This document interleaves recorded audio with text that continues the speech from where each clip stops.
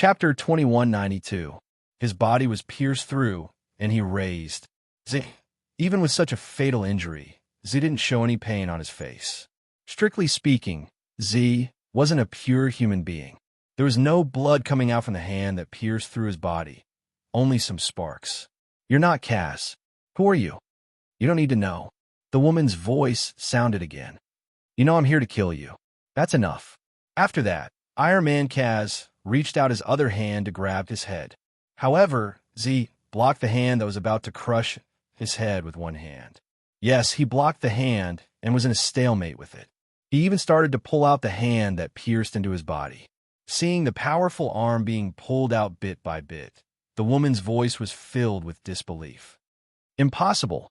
You don't have much strength left." So he didn't answer but fixed his eyes on Kaz. He knew that the person who wanted to kill him was hiding in Kaz's body.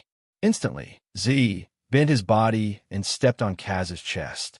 Then, he twisted Kaz's chest armor and stared with all his strength. Kaz's arm was forcibly torn off, revealing a fair arm. "Isn't this your partner? How dare you?" "Don't worry, I'll put it back." "See," he said calmly. "Anyway, I often clean Kaz's body. It's not the first time I've taken his body apart." "You're too careless." The woman was shocked, but didn't panic. Instead, she kicked the ground with all her strength, kicking up a large amount of sand and dust. Then, she turned around and retreated. The sand and dust could block her vision and create the best opportunity to escape. But to her surprise, Z threw Armored Man Kaz's arm out. The heavy armored arm smashed into Kaz's back, causing him to lose his balance and fall to the ground. When he quickly got up, a black shadow leaped towards him. "Z, get out of my partner's body." Z said in a low voice and punched Kaz's body. This punch directly tore Kaz's body into pieces. A figure rolled out. It was a woman in an ice blue robe with a bulging belly. Z punched out again, but just as it was about to hit the woman, it stopped abruptly. "Are you pregnant?" His eyes flashed with surprise. According to Cicero, the only one who still retained the seed in this world was himself as the Z-series. At the same time, according to Gamma, the current world could only continue the fire of human beings through natural conception. However, he couldn't remember when he had interacted with this woman. Facing his fist, a trace of fear flashed across the woman's eyes. She suddenly shouted, "The child is yours." Z was distracted. At this moment, the woman flipped her palm, and what appeared to be half a golden book appeared. "Be careful of traps," Cicero suddenly reminded her. Z frowned. After the woman magically took out half of the golden book, there was nothing strange in the surroundings. The woman in the icy blue robe gritted her teeth, and a trace of anxiety flashed in her eyes. "No, I haven't made it with you. This child isn't mine." Z shook his head and quickly stepped forward, grabbing the woman's arm. She struggled a few times, but her arm was clamped by an iron clamp. The woman just stared at the half-golden book in her hand. If Book of Gaia wasn't torn, the woman was filled with hatred. The half of Book of Gaia in her hand didn't have complete functions. Even the ability to travel between different subworlds had become ineffective. For example, now, in her perception, the ability to travel had been activated, but she still remained here. "Z, can you give this woman to me?" At this moment, two figures walked into the courtyard. Metatro and senior sister, Yulia, who seemed to be in a slightly awkward and embarrassed state. Medellin. The moment Medanzo and senior, Yulia, appeared, the woman in the icy blue robe gnashed her teeth. "We meet again," Medanzo chuckled and said with a smile. "I like good people who deliver packages from thousands of miles away." The woman in the icy blue robe turned her gaze and said coldly, "Right? This guy, if you can kill him, I can let you see the person you want to see immediately." Her arm was still in Z's grip, but she could feel that Z's fingers were slightly loosened. Z looked calm, but the changes in his fingers reflected the changes in his heart. Medanzo frowned and suddenly sneered. "I could do it too? Z, do you want to help me kill this woman? We met first. I did it first." At this moment, Z looked directly at Cicero, who was standing not far away, as though he wanted to watch the show, and said calmly, "Speak. In fact, within the range I know, there is no feasible way to awaken Miss Gaia." Cicero smiled and said, "As for these two guys, it's hard to say if they really have a way. Maybe you could try to kill one of them. Anyway, there are many women among the survivors. The death of one or two won't affect the continuation of the fire seed." Z heaved a sigh of relief. The next moment, Z moved quickly. Madanzo felt that something was wrong and retreated instantly. However, she didn't manage to escape from his grasp. Madanzo was short and small, so she was lifted up like a little chick. "Whoever can awaken Gaia, I'll give the other one to him," Z said expressionlessly. The woman in the ice-blue robe and Madanzo, who were caught at the same time, were both stunned. They looked at each other subconsciously. The woman in the ice-blue robe clenched her teeth and activated the half of the Book of Gaia again. The golden book instantly emitted a dazzling light, but other than that, there was no other change. The world acceleration also failed. In an instant, the woman in the ice-blue robe looked at Madanzo with even more anger. Madanzo narrowed her eyes and suddenly said, "Sorry, I can't do it. Why don't you let me fight with her? It won't dirty your hands." It was at this moment that a strong vibration began to spread throughout the entire courtyard. Fine stones began to fall from the sky above the courtyard. A crack directly tore the sky of the courtyard. Then a big hole appeared in the sky. In the big hole, a long worm that was dozens of times larger than a python and looked like a lamprey stretched into the courtyard. It instantly crashed into the ground of the courtyard. Bang! Cough, cough. Cough, cough. Senior Yulia quickly patted away the dirt covering her face. Her head and face were covered with dirt as if she had climbed out of a chimney. "What the hell is this?" Not far away, Madanzo also just got off on the ground. In the courtyard, the huge worm was entrenched and abnormally ferocious. Metatro's eyes narrowed as he subconsciously said, "I thought that the mutated demonic wolves that chased us didn't approach because they were afraid of the Christmas tree. It seems that what they're really afraid of is this big guy." "Senior, you mean?" "It seems that this big worm is the king of monsters in this city." Madanzo took a deep breath. "Do you see the things on its body?" Senior Yulia nodded with a dignified look. The monster Christmas tree they found in the square of the station contained a large red cocoon. However, there were no less than 20 cocoons on the body of this huge long worm that could be seen with the naked eye. They were inlaid on the worm's body like rubies. "As senior, why don't we run to another page and hide for now?" "Kerrigan is here," Lucian said. Madanzo said helplessly, "If we run away and the page appears, she will take it for free. Will you beat your chest?" "Kerrigan, where's she?" Senior Yulia frowned. Not only the woman in the ice-blue robe, but it wasn't near them either. They were scattered by the huge worm's attack. After a crack appeared in the sky above the courtyard, the crack continued to expand. At this moment, the experimental field above the courtyard began to collapse. Huge rocks fell on the ground of the courtyard from time to time, leaving terrifying deep pits everywhere. In front of a courtyard statue that had been smashed into pieces, Z silently watched the huge worm wreaking havoc in the courtyard while Cicero, his projection, stood beside him. "You're the manager of the courtyard. Can't you do something?" Cicero could only smile bitterly. "Maybe in the past, but now, since Miss Gaia turned this place into a courtyard, I'm like a wandering ghost in the courtyard. That's all. If I could have done something, you wouldn't have been stabbed in the beginning." Z lowered his head and looked at the wound on his abdomen. The equipment inside was already exposed, but he shook his head. "It's fine. You don't have to blame yourself." Saying that, Z walked directly towards the huge worm. "What are you doing?" Cicero quickly asked. Z said calmly, "The thing on this big guy, I can't allow it." Saying that, Z instantly jumped up. His body shot out like a cannonball and crashed into the huge worm's body. The impact was so great that the huge worm's body instantly bent. A terrifying hissing sound instantly reverberated in the courtyard. The hissing sound turned into a sound wave and caused a shock wave. In the front wind, Z landed on a red cocoon on the long worm's body. Without a word, Z blasted the cocoon open with a punch. At this moment, he didn't care about the consumption of energy. During these days in the laboratory, Gamma had already replenished his energy, thus he was able to win against the sneak attack of the woman in the ice blue robe. A large cocoon shattered. The girl sealed in the cocoon instantly turned into ashes. Z was slightly absent-minded, but he quickly jumped onto another large cocoon.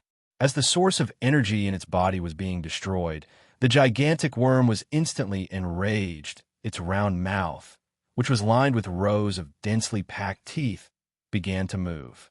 A sulfuric smell immediately erupted, followed by a gigantic pillar of fire. The flames ignited the dilapidated courtyard. Z suddenly inserted his hands into the worm's body. Then, he moved his arms and forcefully tore open a hole in the worm's body. He directly drilled into the worm's body. After a moment, the huge worm's body suddenly stiffened. Then it twisted crazily. Miserable cries were accompanied by even more terrifying sound waves, causing the fragile sky of the courtyard to be instantly filled with dense cracks. Suddenly, the huge worm's body stopped twisting and then directly fell onto the ground. In a blazing fire, the worm's body once again split open with a human-sized wound.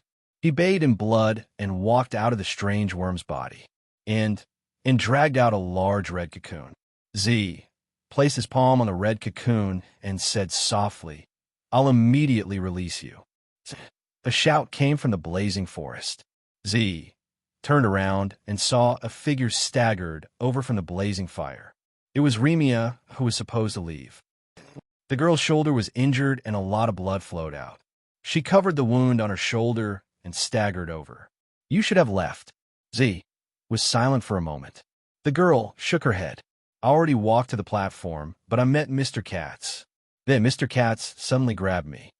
"He's not Katz." Z shook his head. Remia laughed bitterly and said self-deprecatingly, "It doesn't matter whether he is or not. Don't you think it's ironic? You abandoned Senior Yulia and escaped alone, but in the end, you still couldn't escape." Z said calmly, "It's fine now. After everything calms down, I'll send you out." His gaze was always on the large cocoon that was dug out from the worm's body. Remia walked softly to Z's side and said softly, "Have you found the person you're looking for?" "Not yet." "I haven't either." Remia said faintly, I might never find my brother. I might never be able to leave this place." He didn't seem surprised. He just grunted softly. "Do you know? I'm actually a terrible person." The girl's voice was lower, more bitter. "I've always been terrible since I was young. I'm not as good as others think." Z looked at her calmly. The girl's face was filled with tears, but her lips had an innocent smile. She had such a smile on her face as she gently stroked her cheeks. "Do you know what I was thinking when I hugged her cold corpse? I was thinking, this troublesome person is finally dead. I don't have to say anything to comfort her anymore. Why didn't I die earlier? I can't even take care of myself." But until the end, you didn't say what you were thinking in front of your companions, right? Perhaps you know. After all, you've been observing me for so long." Remia said softly, "Only then can I be perfect." "Was it the same at the station square?" "At the station square, it was just to make you accept me. It seemed reckless and brave, but it was a choice made after weighing the pros and cons." With that, a dagger pierced towards his heart. "I can't go back. I can't go back." Remia cried even harder. "The people outside, everyone in the City of Freedom, know what kind of person I am. They can see me. They can see what I've done. I can't be a holy maiden anymore. I can only stay here, in this place where no one knows what kind of person I am. If I kill you, I can stay here forever. I'm really terrible. Since I was young, I've been like this." Chapter 2193. In the garden of the village school, a few older children had cornered a thin boy in a corner, cursing and beating him. The reason was that the boy had blasphemed the saint and even caused the holy temple to catch fire.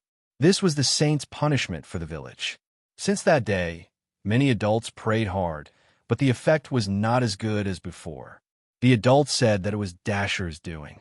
This child was born to torture everyone. It's all your fault. I have to pray twice every night. That's right. You still have the face to come to the village school. The little boy was too thin and weak. In the face of his peers who were much stronger than him, he could only curl up on the ground and barely protect the vital parts of his body. During this period, similar things had happened many times. The little boy seemed to be familiar with it, but it was really painful. You're bullying Dasher again. An angry voice was heard. Oh no, it's Remia, run. The older children immediately scattered. Then a girl ran over quickly and hurriedly helped the little boy up from the ground. The little boy shook his head at this time. I'm fine, you can go back. Dasher, the high priest said that I'd better not see you for a while, or else it will affect your studies. The little boy whispered, if the villagers know that you're with me, a sinner who blasphemed the saint, they'll blame you. Hey, Remia, don't cry, I'm fine. These guys don't hurt, I don't care at all. You see, it really doesn't hurt. Liar. The girl cried, it's all a lie.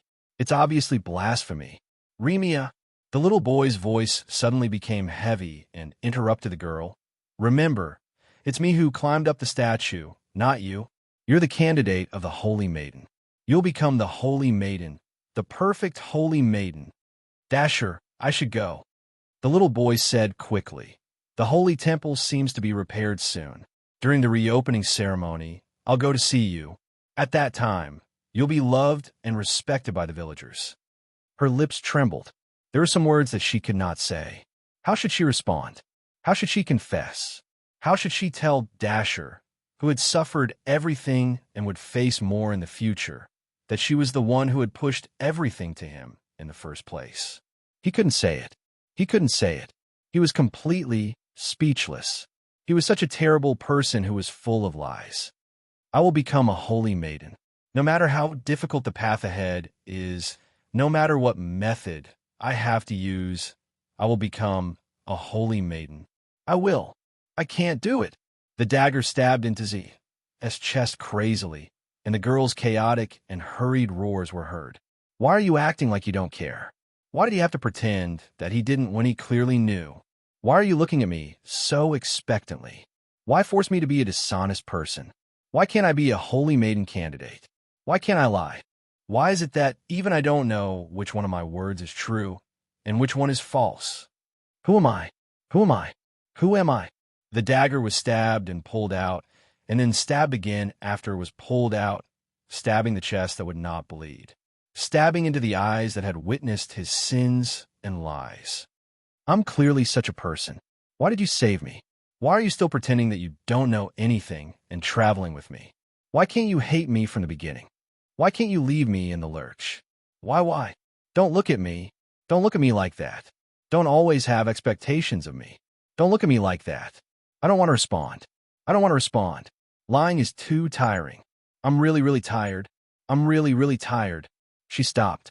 Perhaps she was tired, but it didn't show any signs of collapsing. Even though the clothes around his chest had been stabbed into pieces, it didn't really hurt him much. The dagger fell to the ground, and the girl fell to the ground. I can't kill you. I can't kill you. I don't want to go back. I don't want to go back. I don't want to. She curled up, biting her nails with her trembling teeth, and repeating the same words in her mouth. If you don't go back, it means that you can't find the person you want to find. Dasher. Z slowly squatted down. Don't you want to find him? I don't want to go back. I don't want to. I don't want to go back. She seemed to be trapped in a cage.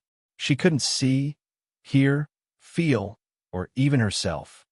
But I'll still find him. Z stretched out his hand and gently tidied up the girl's messy hair.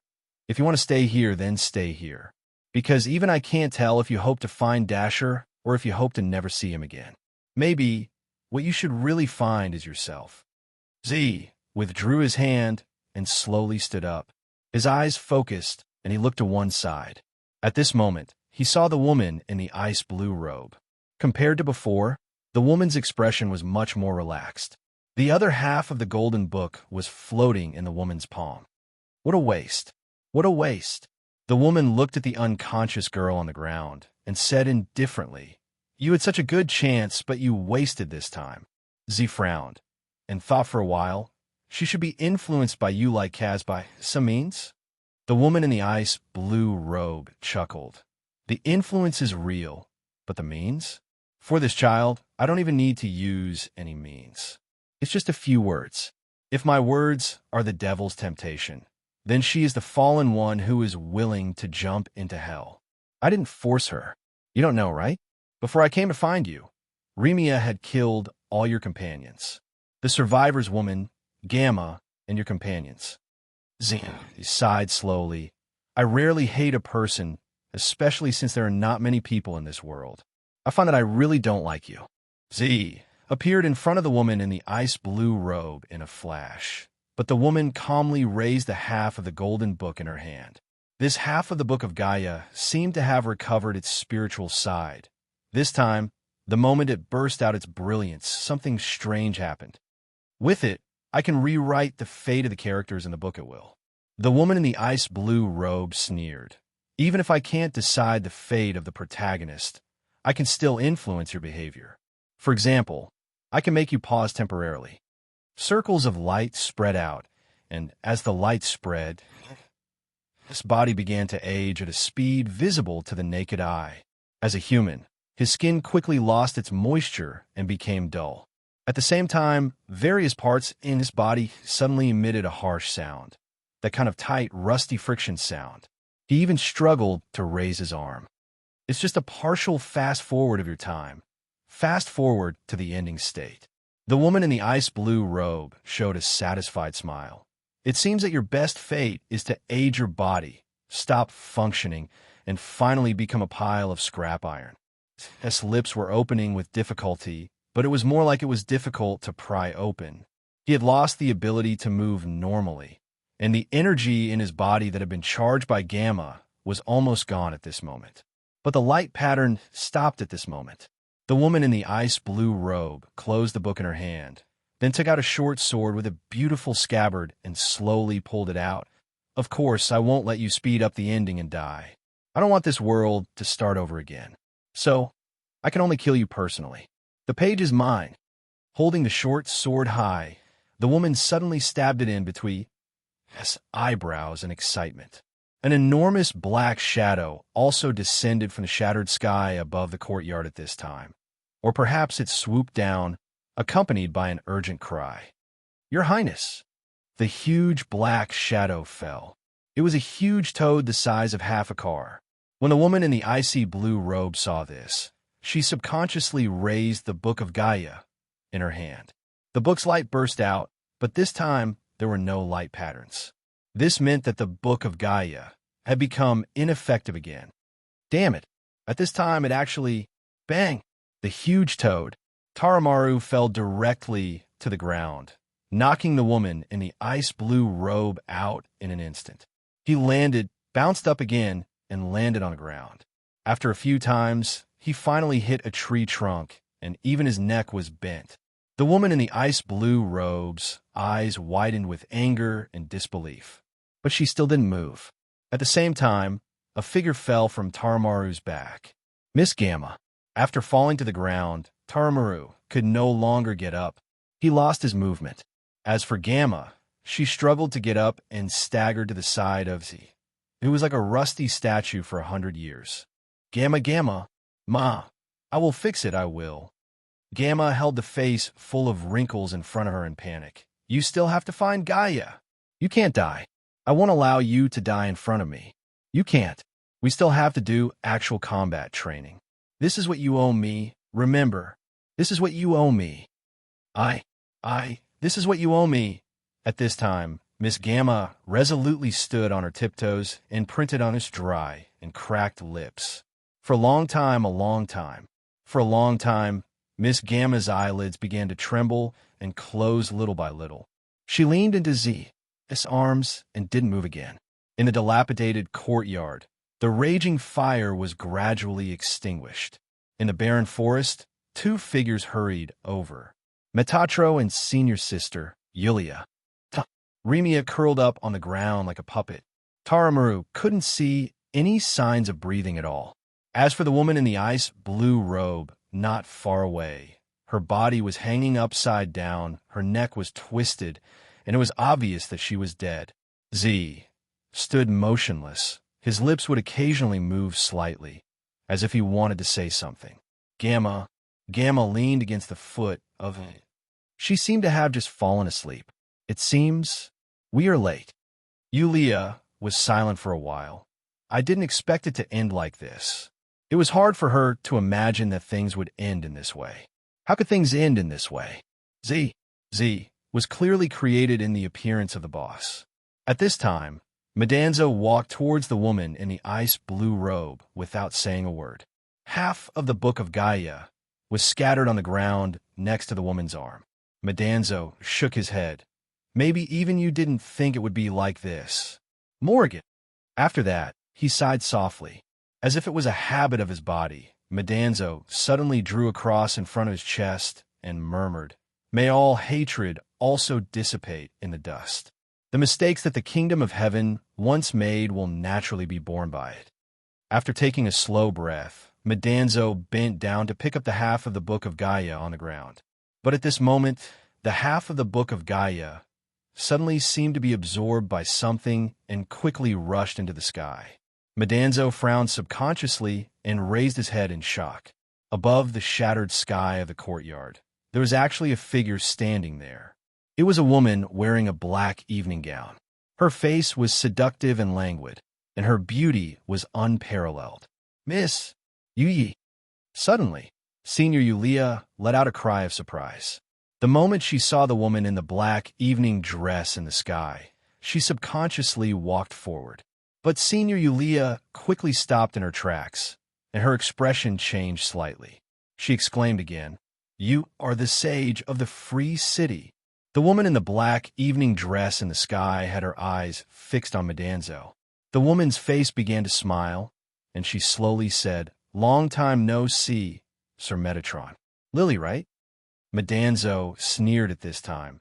"Indeed, it has been a long time. I remember the last time I saw you was when you tried to get your body from. It seems that you were the one who planned all of this behind the scenes. What a venomous woman. Do I look good now, Sir Metatron?" The woman, the sage, smiled again. "I like it very much." Madanzo shook his head. "I am not very familiar with the one who looks like this, so I won't comment. It's good that you like it." "Is that so?" The sage's expression instantly became indifferent. "Sir Metatron, please return the other half of the Book of Gaia to me." As soon as he said that, the other half of the Book of Gaia instantly rushed out from Madanzo's arms. He didn't even have time to catch it, and the book had already flown into the hands of the sage.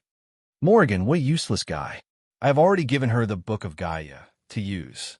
The sage shook his head and said indifferently, "Sure enough, these outer gods are just guys who like to exaggerate and are incompetent and furious. No wonder it was so easy for that woman to uproot the entire celestial system." Yulia's eyes narrowed. The main point. That woman, could it be? The senior looked at the sage at this moment, and there was a sincere look of pity in her eyes. She remembered that last time, she also saw a woman in black wearing a maid's vest appear. What happened to that woman in black? Oh, that's right. The skin on that woman's face was torn off and then smashed into smithereens. #PS. After being caught by the mother of the strongest creature in the universe to clean up for a day, I was too tired and accidentally transmigrated in my sleep. This chapter was not published before 12 o'clock, sorry. Chapter 2194.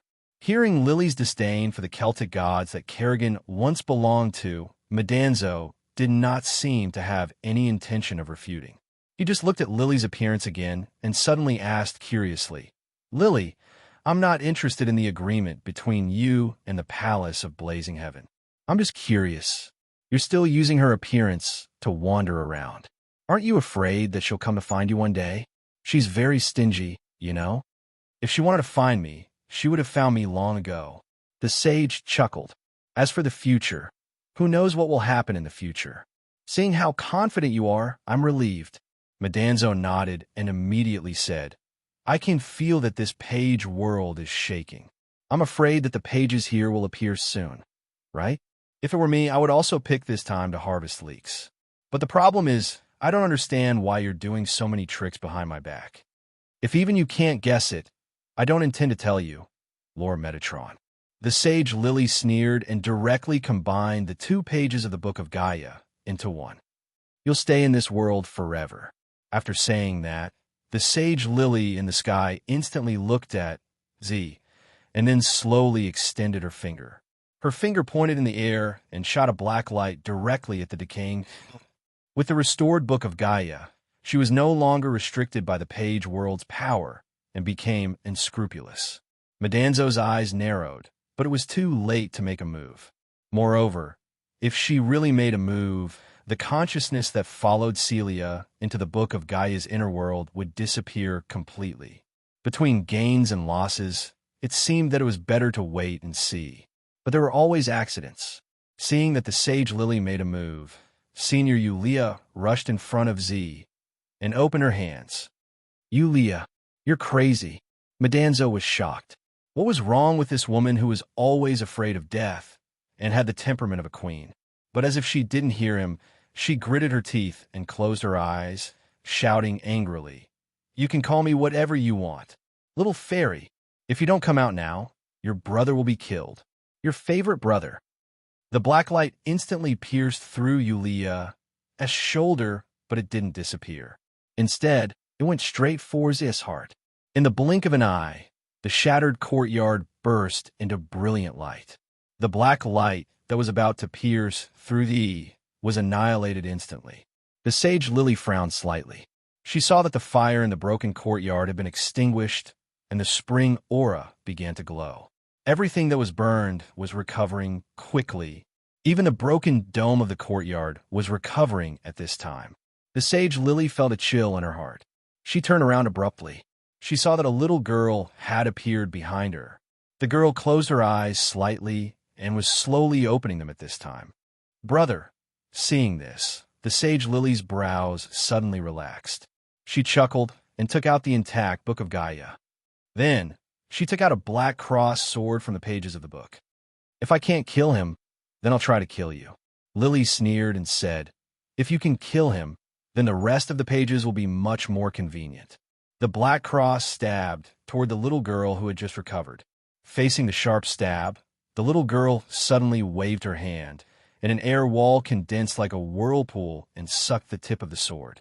The sage Lily couldn't move an inch forward at this time. The power of the sage level. The sage Lily was shocked and subconsciously looked at the little girl's eyes. In just an instant, she let go of the black cross sword in her hand and retreated dozens of meters as if she was escaping. The little girl flew straight to Lilith, the saint. A trace of confusion and panic flashed in the sage Lily's eyes, but she quickly made a decision. She actually opened the Book of Gaia and directly left this page world. That vicious woman, Medanzo cursed, which was rare of him. But at this moment, the woman in the ice-blue robe and the unconscious Remia were sucked into the whirlpool that suddenly appeared and disappeared in the blink of an eye. Senior, Yulia crawled up with injuries, and she was in so much pain that she looked like she was about to have a cramp. They should have been taken away by Lily. Medanzo shook her head. That fellow has so many arrangements, and Morgan should be very important to her plan, so she had to take him away. But I don't understand Remia. No, Yulia said anxiously. I'm talking about her. She came to find you. Her? Medanzo was startled and subconsciously looked up, only to see the little girl who had scared away Lily descending toward her. No. Senior, quick, come to me. Yulia hurriedly shouted, She's not looking for you. She's looking for Z. You're blocking the way. Blocking the way. Medanzo had probably never heard such words in her life, so she couldn't react for a moment. But soon, she ran toward Yulia. The little girl flew over from a low altitude, landed on the ground, and slowly walked to the side of the decaying. There was nothing else in the girl's eyes. A smile suddenly appeared on her calm face. Although Z was decaying and couldn't move, the girl didn't care at all. She gently hugged his waist and pressed her cheek against his body. Quiet, satisfied, and eternal. Yulia and Medanzo didn't dare to make a sound. They saw that the girl and Z were turning into stardust bit by bit and dissipating with the wind. The courtyard was still full of the breath of spring, and the stardust scattered with the wind. In the end, there was only Miss Gamma left, sleeping quietly forever, while sister-in-law's victory. Yulia said coldly. What? Madanzo was stunned at this time. Yulia shrugged and said, Isn't Gaia Dr. Cicero's adopted daughter? Miss Gamma is also Dr. Cicero's daughter. That is, Gaia is sister-in-law. This is sister-in-law's victory, right? Madanzo shook her head, sat down, and muttered, Book of Gaia was taken away. It's still a question whether we can leave this page world. Senior, book page. We still have a page. Yulia said in surprise at this time. In the sky above the courtyard, a glittering golden page was slowly descending. Madanzo and Yulia looked at each other. The senior quickly reached out and grabbed the page in her hand. She subconsciously said, Is it the girl just now? No. Madanzo thought for a while and said, Perhaps because this world has inadvertently reached its proper ending. A proper ending? Senior sister, Yulia, was subconsciously stunned. At this time, the courtyard full of the breath of spring suddenly welcomed a crazy vibration. In the space of the courtyard, countless huge cracks appeared and swallowed everything. In just a few thoughts, they saw outside the courtyard. The real sky, the cold and desolate world covered by gray snow, was also being swallowed and disappeared at this time. The ending here is actually to return to nothingness. How can it be like this? Bring Celion with you. At this time, Metatro quickly took the remaining page from Senior Sister's hand. This is also a special page. Why do I feel like it's a coincidence? That's not right. Since Book of Gaia has been in Lily's hands for a long time, she must have entered it before. I'm afraid that these page worlds that haven't finished the plot are all special pages, or they're extremely important pages. Senior, I'm ready. What's the next world like? At this time, Senior Sister, Yulia, had already carried Sister Celion on her back. Speaking of which, Sister Celion was the one who had truly laid down in this page world. Ever since she entered the laboratory, Miss Gamma had placed Sister Celion in the treatment room. She wanted to wake her up, but she had never succeeded. It's a world where the power won't be suppressed very much. Madanzo quickly said, I used it as a springboard to escape from Gamma's biological laboratory and stayed there for a short time. It feels okay. Let's go first. Yulia nodded. As long as her ability could be used, the Black Soul's body could be atomized, and her safety would be greatly improved. Before disappearing, Yulia finally took a look at the courtyard that was about to be destroyed. Vaguely, she seemed to see a man with long silver hair standing at the last Pure Land. The man seemed to be smiling at her. However, when she took a closer look, the mysterious man with long silver hair had disappeared. This page world had truly come to an end. It became pitch black. In the kingdom of winter, a light beam fell. In the cold castle, in the queen's palace, several figures appeared. Lily, who had the status of a sage, the woman in the ice-blue robe, and Remia. At this time, the woman in the ice-blue robe still had her neck twisted and she had no breath. Sage, Lily opened the Book of Gaia. The woman in the ice-blue robe, Kerrigan, or Huang, her twisted and broken body was recovering. Soon, Kerrigan had recovered and could breathe again. It's you? Kerrigan frowned after waking up. When she saw the intact Book of Gaia in Sage, Lily's hands, she understood and couldn't help but ponder. If you didn't have a character in this world, you would really be dead. Sage, Lily leaned lazily on the Ice Queen's throne. When I lent you the Book of Gaia, I didn't expect you to be so useless. You actually failed and even died once when you had the upper hand. I didn't expect Metatron to appear. Kerrigan was slightly angry.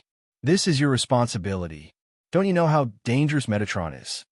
No matter how dangerous it is, he is already half crippled. Sage, Lily shook her head. This is not an excuse for failure.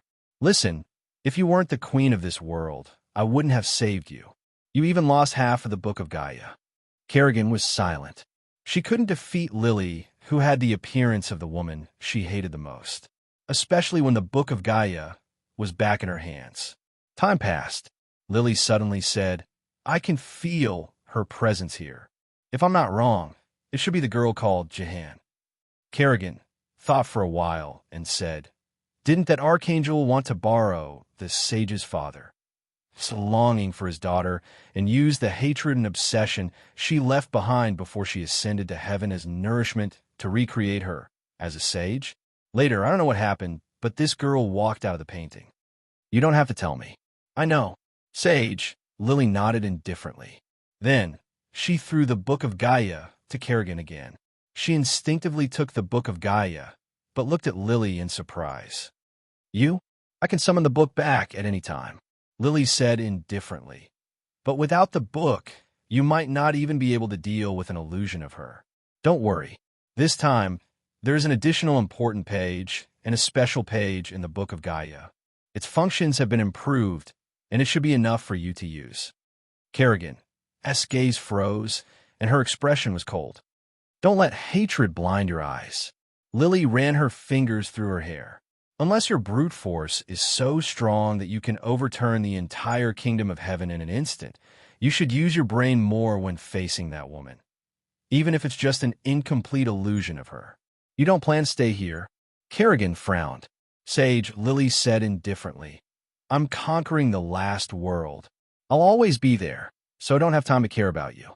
There's not much time left outside, so you should take care of yourself. You found the entrance to the inner world? Kerrigan's expression froze.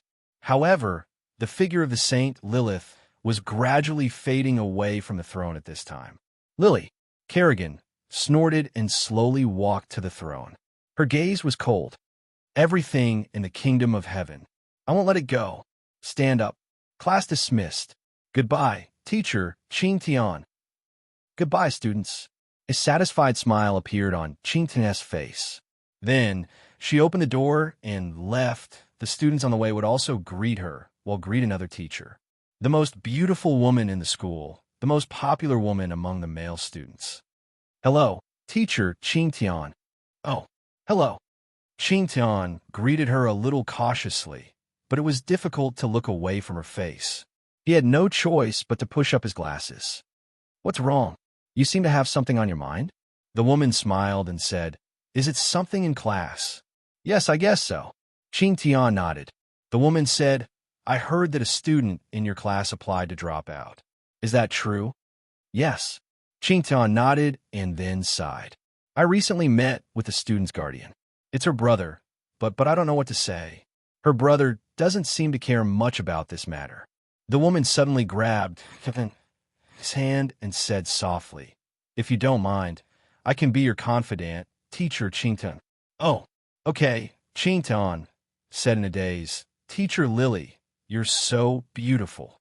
The woman immediately let out a pleasant laugh. Chapter 2195. Home visit. Yes, regarding your younger sister's application to drop out of school, I hope that we can discuss it in detail. If possible, when? We can work with your schedule. If it's at night, it's fine. Let's do it tonight then. Boss Luo didn't intend to hide anything, and he spoke in a normal volume. But after he hung up the phone, there was a soft sound of the door closing. The do not disturb sign in front of the girl's door was still shaking. I've been living here for a few days now, Boss Luo thought to himself.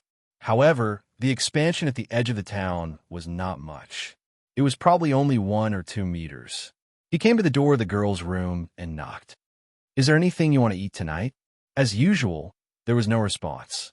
Then I'll go out and buy something. Open the door. Close the door. Open the door.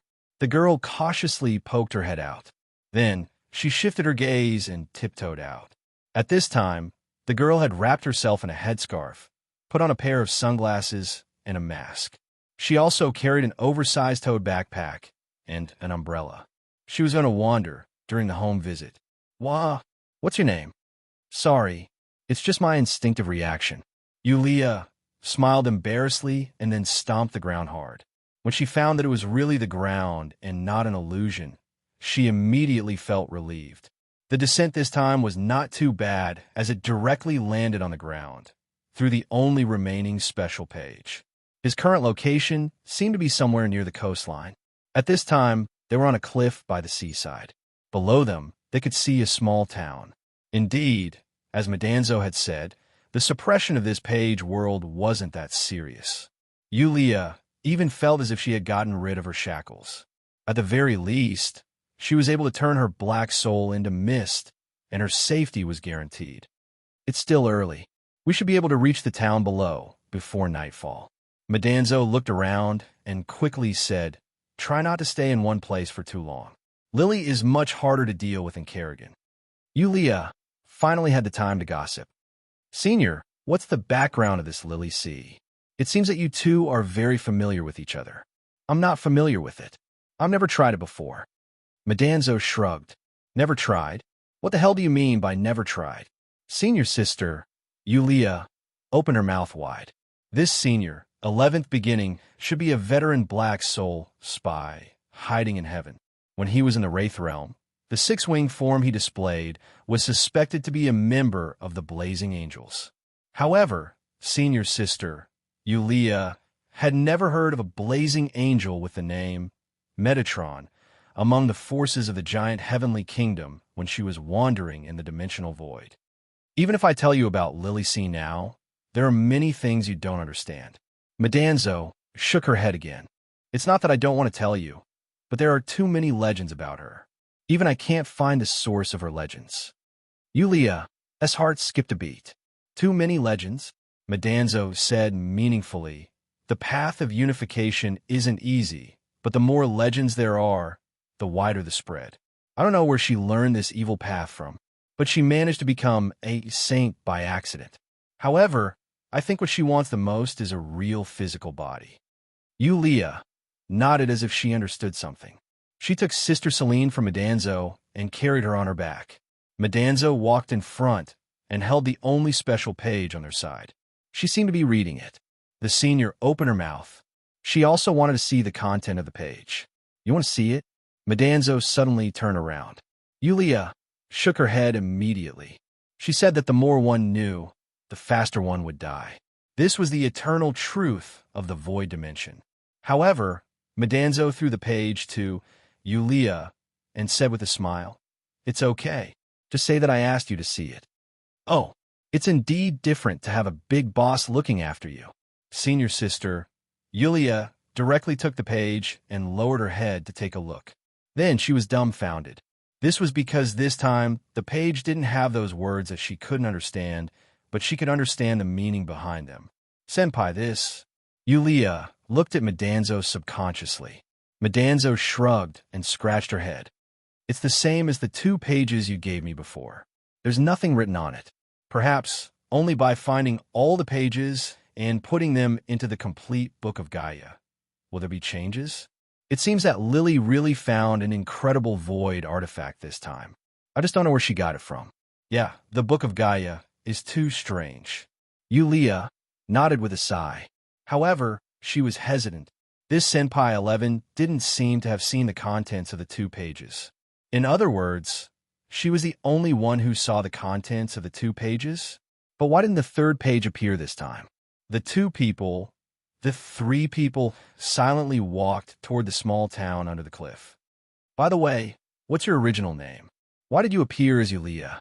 Madanzo suddenly asked curiously. "Although I can't appear in the Holy Light Kingdom, I still know about the things in the Holy Light Kingdom. Yulia is actually quite good." Yulia thought for a while and said, "It's nothing. I just want to complete the customer's request. Maybe it's fate? Actually, I'm also called Yulia. There's such a thing." Madanzo blinked, nodded, and didn't ask more. "Huh, what's that?" Senpai pointed forward and immediately shivered. "Pages." In the distance, they saw something floating towards them in the sea breeze. The 2 of them instantly lost their composure and were both stunned. Madanzo reached out and grabbed something in the air. He looked down with a slightly strange expression and shook his head. "It's not a page. It's a flyer for the circus." "What's this?" Senpai took a look at it. "The legendary circus, the Dream Magician, is meeting you tonight. On the street at sunset, the shadows of the two people gradually elongated. Chintan was walking side by side with Senpai Lily, the most popular girl in the school. The envious eyes of the passers-by kept looking at them. Chintian puffed out her chest and seemed to be a little excited.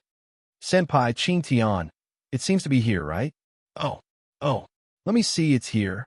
Chintan looked at the address book in her hand. It should be the unit on the 7th floor of Block B. Let's go up. Please wait, Senpai Chintian. The perfect woman in front of her suddenly said softly. I suddenly remembered that we didn't bring anything. It seems a little inappropriate for us to visit them. We're doing a home visit. What's inappropriate? Chintan said subconsciously, but soon her eyes became a little strange, and she said blankly, yes, it's indeed a little inappropriate. Senpai, Chintian, why don't you go to the nearby store to buy some gifts? Lilith chuckled. Then she whispered in Fairski's ear, I'll wait here for you to come back. Is that okay? Her breath smelled like orchids. Okay, I'll go right away. She looked at the Chintian doll with satisfaction, gradually disappearing at the corner of the street at dusk. After all, she let the troublemaker leave, didn't she? Then, next, the woman raised her head, looked at the commercial building in front of her, and walked straight in with a smile. The guard didn't stop her because she was so beautiful that it made people lose their souls, as if they were willing to do anything for her. Soon, she had already arrived at the door of the unit on the destination floor and pressed the doorbell, waiting quietly. The moment we meet, I'll just kill him, or would it be safer to use the normal method to try it out first? Because of the experience in the world, the woman deeply understood how dangerous it was to directly kill the absolute male protagonist of the page world. Supporting roles, important supporting roles could be killed, but the absolute male and female protagonists were the bottom line of a page world. After all, it wasn't easy to find the entrance to this world. The woman slightly tidied up her collar and hair. Then she held a briefcase with both hands, and her posture completely showed off her perfect body. The professional female teacher suit should be the dress that many men yearn for. Even the protagonist couldn't escape from the conventional aesthetic and interests. She chuckled lightly, but the waiting time seemed to be a bit long. After a minute, the door seemed to have no intention of opening. This made the woman couldn't help but frown. She was sure that the address was correct. Is no one home? She frowned slightly. Excuse me, who are you looking for? At this moment, a man's voice came from behind the woman. She suddenly turned around, only to see a young man in plain clothes standing behind her with a big shopping bag in his hand. No, it should be Lia's brother. She instantly reacted and showed a smile. You should be Lia's brother, right? Hello, my name is Lily, a foreign language teacher in Lia's school. This time, I accompanied teacher Chintan on a family visit. Really? The young man in front of her slightly tilted his head, as if he was sizing her up, and then smiled slightly. Teacher Lily, you're so beautiful. You're funny. Lily's eyes seemed to be more watery, and she covered her mouth and smiled shyly. It seemed that he was not that difficult to deal with. Perhaps she was too careful. After all, this page world was an unfinished world, and it was not a high-energy world. There was nothing to be too careful about. Please come in first. The young man directly walked past Lily at this time, took out the key, and opened the door. This environment with his back facing her was too suitable.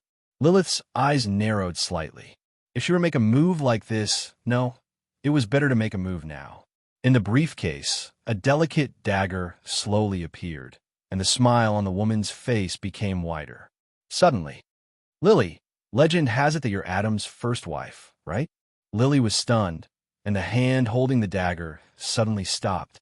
Listening to the young man who was opening the door, she opened her mouth and subconsciously said, "What did you just say?" The young man turned back and smiled. "Nothing. I just found that the name of Teacher Lily is the same as the legendary Lily, so I'm curious. Please don't mind." Legend? Was there such a legend in this world?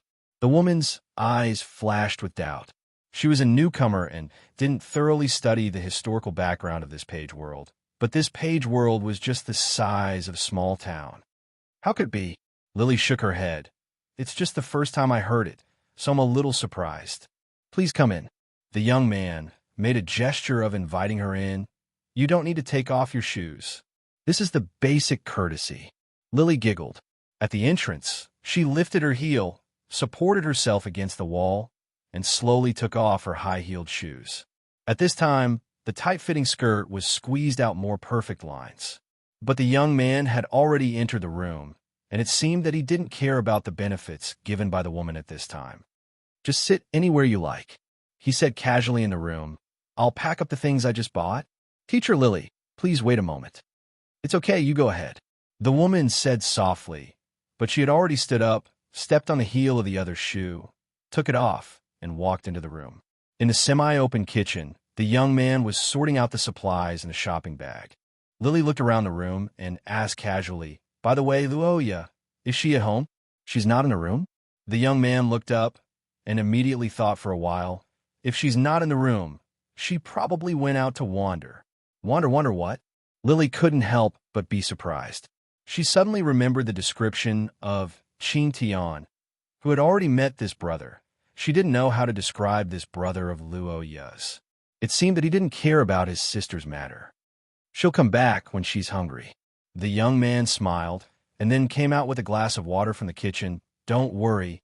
Besides, Teacher Lily, this time you're mainly here to look for me. Lily frowned slightly, but nodded and said, That's right. After all, you're the only guardian. It's necessary for you to deal with the matter of dropping out. He put the glass of water in front of Lily, smiled, and said, You've just run over a few worlds, so you should be thirsty. Please. She subconsciously reached out to take it, but the moment she heard those words, her fingers flicked, and the glass fell to the ground in an instant, overturning. You. The woman's eyes instantly became sharp. She couldn't move. She couldn't even speak. Only her eyes could see. The young man raised his hand at this time, and his finger gently brushed across her cheek. He asked her, Do you like this face very much? Her eyes turned sharply, but she couldn't say a word. The feeling of trembling began to spread from the depths of her soul. If it weren't for the fact that her body couldn't move, she would have been trembling, shivering, powerless. What a coincidence, me too.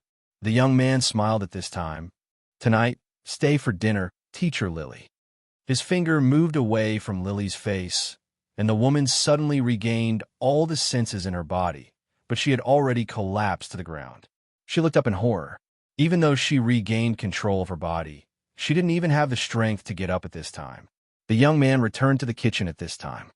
I plan to make sweet and sour pork tonight. Can you eat sour food, Teacher Lily? I'm okay. Her voice trembled. Chapter 2196. It's the eternal male protagonist in the Book of Gaia. There's no mistake. After all, it's not the first time I've encountered the page world.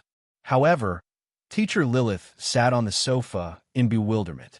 Looking at the busy figure in the open kitchen, she suddenly had a feeling of absurdity, or perhaps unreality. She couldn't even get out of this unfinished page world. All the channels seemed to have been blocked in an instant. She gradually became weak and became like a mortal. She became like Teacher Lily in this unfinished page world. An ordinary foreign language teacher. You are the real. The woman's voice slowly sounded. Boss Luo, who was cutting vegetables in the kitchen, suddenly stopped. He raised his head and saw that Lilith's subordinate on the sofa stood up nervously instantly. Boss Luo said indifferently, The real what? Lilith's throat made a secret sound as she probed. In the Book of Gaia, everything about him is described by the person himself. How do you want me to answer you? Boss Luo asked expressionlessly. Lilith hardened her heart, gritted her teeth, and said, Let me leave this place, and I swear I will never invade this page world again. That was her real thought at this time. This world of the core pages was too abnormal.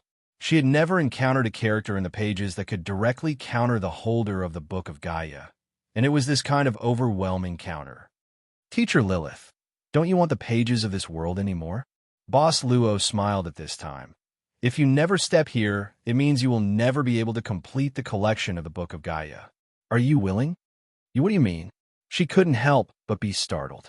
Doubts flashed in her eyes. She hadn't felt this way for a long time. She couldn't guess the other party's thoughts at all. She was completely afraid of the other party. She had to be careful, as if there were restrictions everywhere. I don't mean anything for now. Boss Luo shook his head. Because I haven't thought about it yet. When I figure it out, I may tell you. Lily couldn't help but open her mouth slightly. Boss Luo came out with a plate. On the plate were freshly cut fruits. He placed the plate in front of Lily. There's still some time before dinner. Let's talk about something. What do you want to know? Lily took a deep breath and calmed down. At this time, she understood that at least the other party wouldn't harm her immediately. She still had room to maneuver. Boss Luo thought at this time and said, "Where did you get the Book of Gaia?" Lily thought in her heart.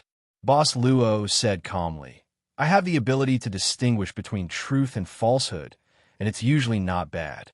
I found the book in the treasure vault of the Free City." Lily hesitated and said, "That's the treasure vault where the sage collected the spoils of war.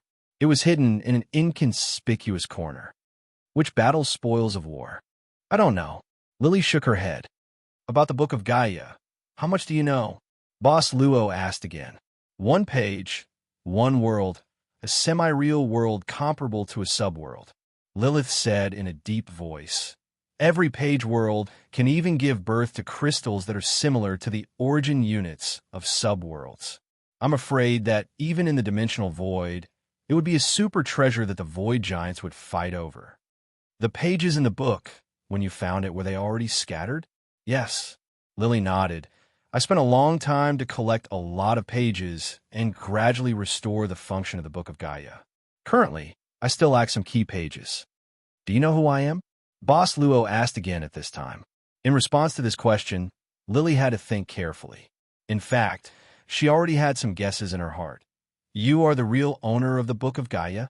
Boss Luo shook his head, but suddenly said, "I'm not the owner of this book, but I can use this book. I can use it now. Who can create an immeasurable void artifact like the Book of Gaia? That's at least the level that he can reach." "Wait, what did he just say? It can be used now?" Lily reacted in an instant. She frowned. In other words, the reason for his overwhelming suppression on her was that the authority of the Book of Gaia was higher than hers. "That's all." "If that's all, do you know why the City of Freedom needs a sage like you?" Boss Luo's voice instantly interrupted Lily's inner thoughts. She looked at him in shock. How could she not know about the City of Freedom? "Because I'm the reason." Boss Luo smiled slightly at this time. "What?" She pressed both hands on the table and propped herself up. Her eyes were filled with shock and panic and disbelief. She screamed, "You are the real owner of the Kingdom of Heaven." "Not exactly, but it's generally correct." Boss Luo said casually, "At least for the current Kingdom of Heaven, it does need to pay me some fees every once in a while to continue using the Kingdom of Heaven." Lily's face turned pale instantly. She sat on the sofa weakly and muttered to herself, "What kind of terrible abyss did I fall into?" If he didn't lie, then he was an existence that even he had to bow to. For the existence of the Kingdom of Heaven, he didn't hesitate to hand over that woman's soul. Lily's mind went blank. This was seriously different from what she had planned. This time, it was out of her expectation. Suddenly, Lily thought of something more terrible. Even her voice trembled. My face? Because of this, I should have erased you from the source of everything the moment I saw you." Boss Luo said calmly, "But because you have such a face, I didn't do it. Do you understand?" Understood." Her body shivered. I won't use it again." The shivering of the soul directly appeared on the surface of her body. It made all the pores on her body feel as if they encountered static electricity and her scalp was numb. "No, you can do it for now." Boss Luo shook his head and said casually, "Because if you didn't use it, you would have disappeared now." Lily's heart was in a mess.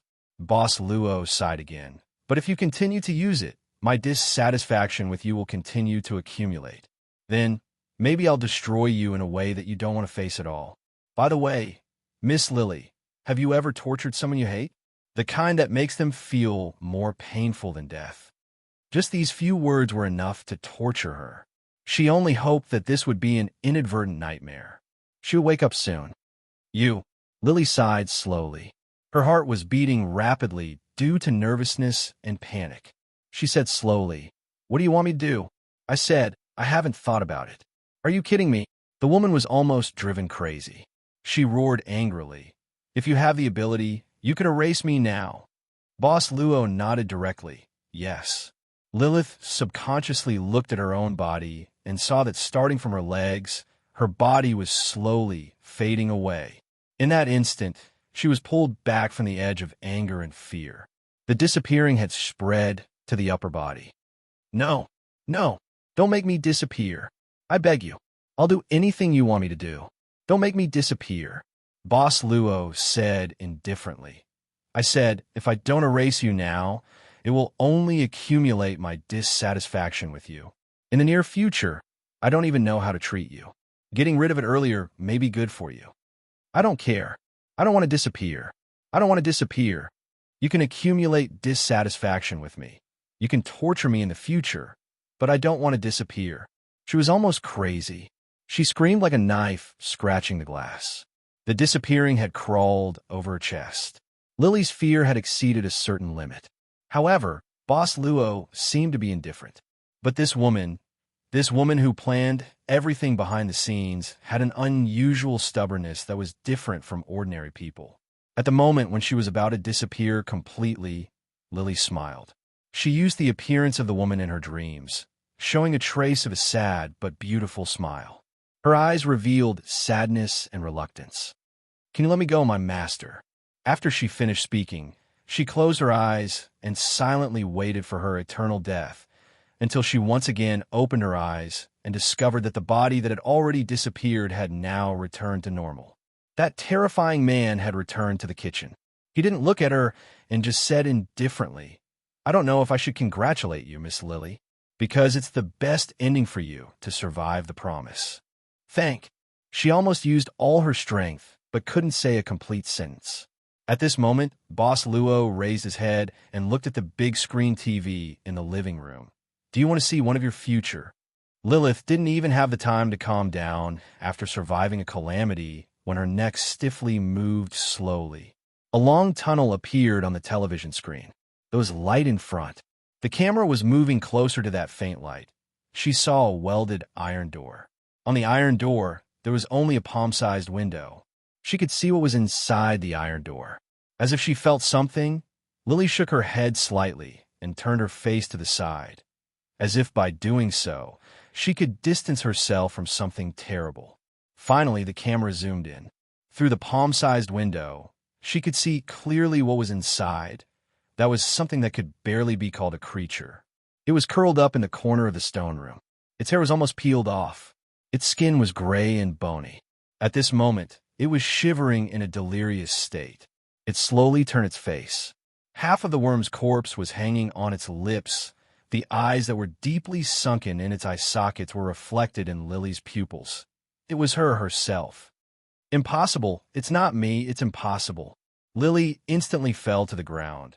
"It's not me. It's not me. I don't want it. I don't want it." A figure rushed out of the building's entrance lobby in an instant. As if he had gone mad, he directly bumped into the pedestrians. He bumped into a fair-ski child who was carrying a fruit basket. "Lily." "Teacher?" Chington, who was knocked to the ground, hurriedly got up. "Teacher Lily, what happened to you?" But the woman didn't stop. She just ran to the street in a panic. Chington didn't care about the family visit at this moment. She hurriedly chased after the frightened woman. At this moment, on the rooftop of the opposite building, a pair of watery eyes were looking at all of this with puzzlement, with binoculars. The binoculars weren't high-grade military equipment. They were price-quality goods bought from the internet. But they were enough for her. The girl put down the binoculars with a puzzled look. She lowered her head, crossed her arms, and pondered. She couldn't figure it out. But soon, the girl decided to give up thinking and quickly packed up the things in her hands. In front of her was a castle piled up by several cardboard boxes.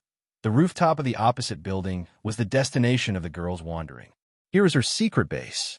What's more, the girl folded the cardboard boxes and dragged them under the water tank. Then, she stuffed some daily necessities and canned food into the big backpack called Terang Maru. The girl put on her headscarf, sunglasses, and mask, sneakily went downstairs from the fire escape. Then, she sneaked all the way. When she passed by the house, the security guard didn't seem to mind. "Xiaoya, are you back after wandering? Are you hungry? It's none of your business." The girl stepped up the stairs, opened the door with a key, and walked into the living room.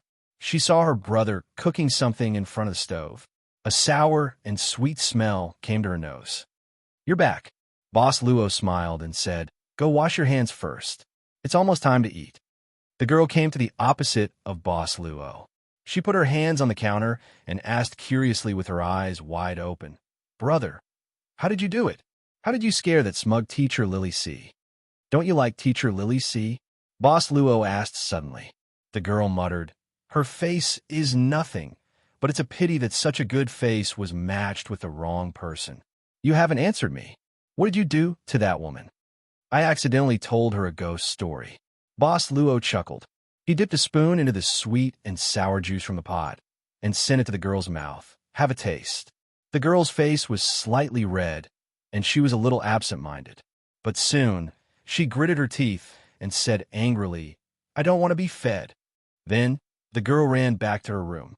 Leaning against the door, the girl stroked her heart. Her heart beat faster. Night had fallen. Deep in an alley of the town, Teacher Fairski hesitated as he gradually went deeper. In the end, he found Teacher Lilith, who had been running away like a madwoman in the depths of the alley. Teacher Lily C? She was not as elegant as before. She was now curled up in a dark corner, shivering. "That's not me. Not me. Not me. Not me, not." Chapter 2197.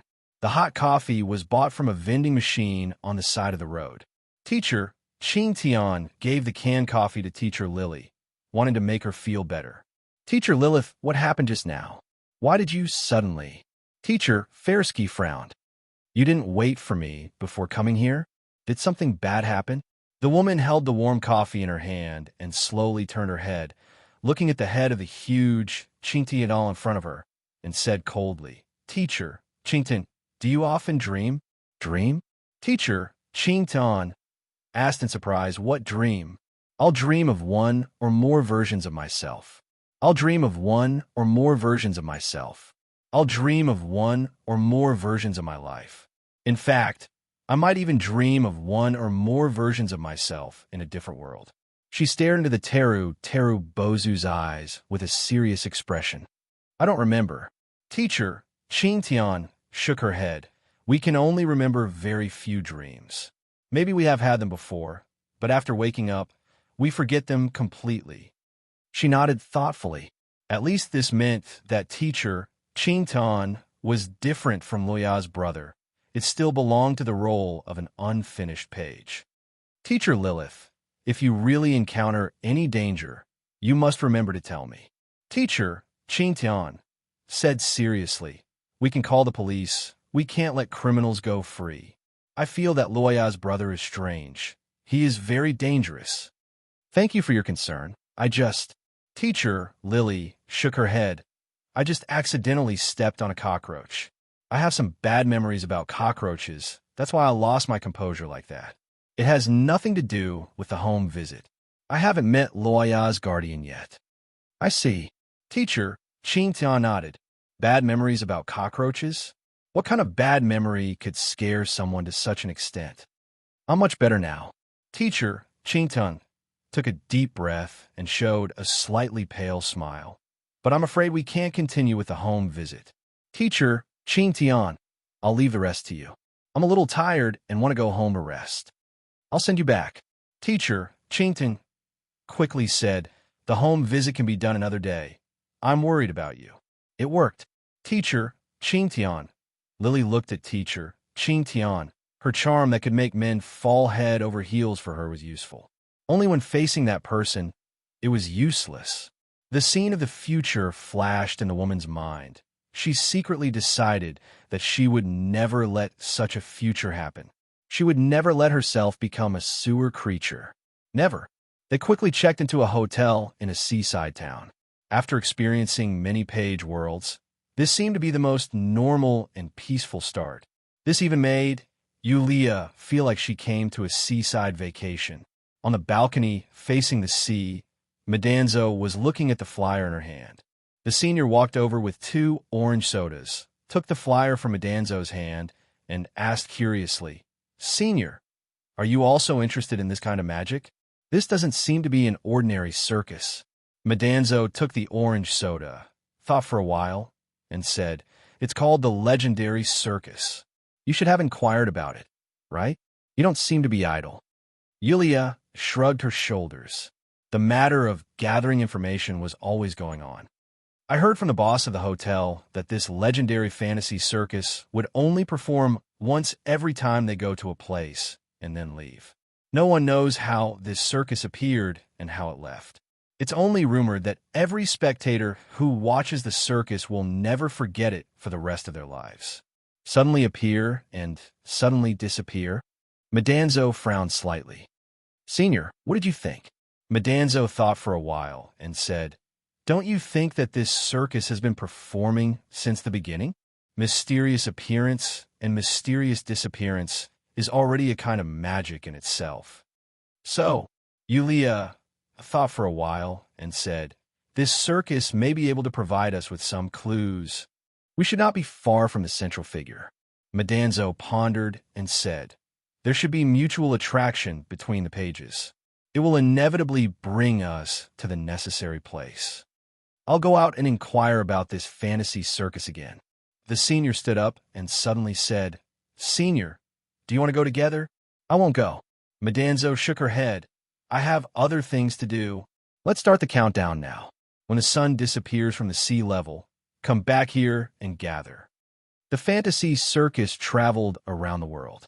As long as one held its flyer, they would automatically become an audience during the performance. However, the flyer didn't print the specific time and place of the performance. It only knew that the circus would usually mysteriously appear at night. The flyer suddenly appeared in the town. No one knew who brought it and who spread it, but there was no doubt that when it appeared, it became the center of the entire town's topic.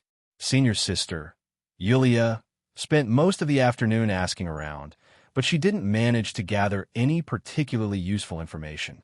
Just as she was about to take a break, an extremely familiar figure directly entered her line of sight. Qing Tian. In the page world, there was only one Qing Tian doll walking in human form. He appeared in this town with a big bag in his hand. It seemed that he had just finished shopping crazily. In the evening, the circus members returned to the circus camp one after another. The rare vacation time was over, and the next step was to prepare for the public performance. The circus magician and leader, Mr. J, was unexpectedly strict about the public performance. It could be said that he had a meticulous attitude. "Daphne, what are you doing?" The Herculean armor Kaz, who was mainly responsible for the performance, appeared beside the girl with a curious expression. The girl was holding a black rod-shaped object with both hands and quickly shaking it up and down. There was obviously a spring design inside the rod-shaped object. The faster the shaking speed, the greater the reaction force. "I'm training my hand speed." The girl wiped the sweat on her temples at this time. Needless to say, this kind of shaking was very exhausting and torturous, especially the muscles on her arms. They were already sore. "Let me try." The Herculean Kaz dodged the rod-shaped object and stood up. But it was too strong, and the spring in the rod suddenly got stuck. The Herculean Kaz laughed awkwardly and said that he had to prepare for the public performance. The girl smiled slightly and didn't mean to blame him at all. The members of the fantasy circus were all very good. If possible, the girl even had the idea of following this circus around the world. "That's good." The girl looked at the busy figures in the camp. When night fell and the campfire was lit in the camp, everything became quieter. Here, she would only be Daphne, and no one would talk about her past. "Daphne, come and dance?" "Coming," the girl responded. She really fell in love with this kind of simple and lively, but also a little busy life. "Go back, is there still a way to go back?" The sound of the accordion echoed in the camp. It was as if they were celebrating a festival. It was very lively. Outside the camp, a pair of eyes, was quietly looking at everything in the camp. This pair of eyes seemed to be trying to find something in the camp. Chintinkaz, Blue Little Bird, Big Toad, and Iron Follower, the 4 people are all here? Yulia felt that her luck was starting to change. This wave was too smooth. This world was peaceful, and the people were simple and warm. Compared to the previous page worlds, she felt like she had suddenly arrived in heaven. Daphne, I seem to have seen her somewhere before. Yulia suddenly muttered at this time. Do you know Daphne? Suddenly, someone asked her. Yulia subconsciously said, she looks familiar, but I can't remember. Old. Behind her, a young man wearing a white suit, a top hat, and spectacles was looking at her with a smile. You seem to know me? The young man in the white suit looked at her curiously. Jay, you are Jen, right? The senior reacted quickly. Mr. Magician from the circus. I didn't expect you to find out. This is difficult. Since the secret can't be kept, it seems that I have to kill her. The young man in the white suit, Jay, suddenly sighed at this time, and there was helplessness and sadness on his face. Senior's sister, Yulia, on the other hand, was so scared that her soul seemed to have left her body. She was serious. If the boss wanted to kill her, she had no other choice but to stretch out her neck. At this time, Mr. J was looking at Senior, Yulia, with an expressionless face. It made Senior, Yulia's hair stand on end, and her body trembled a little. Jay suddenly blinked. It seems that you're not a timid person. You came to the forest alone to find the circus camp. Sorry, I'm just kidding. Don't take it seriously.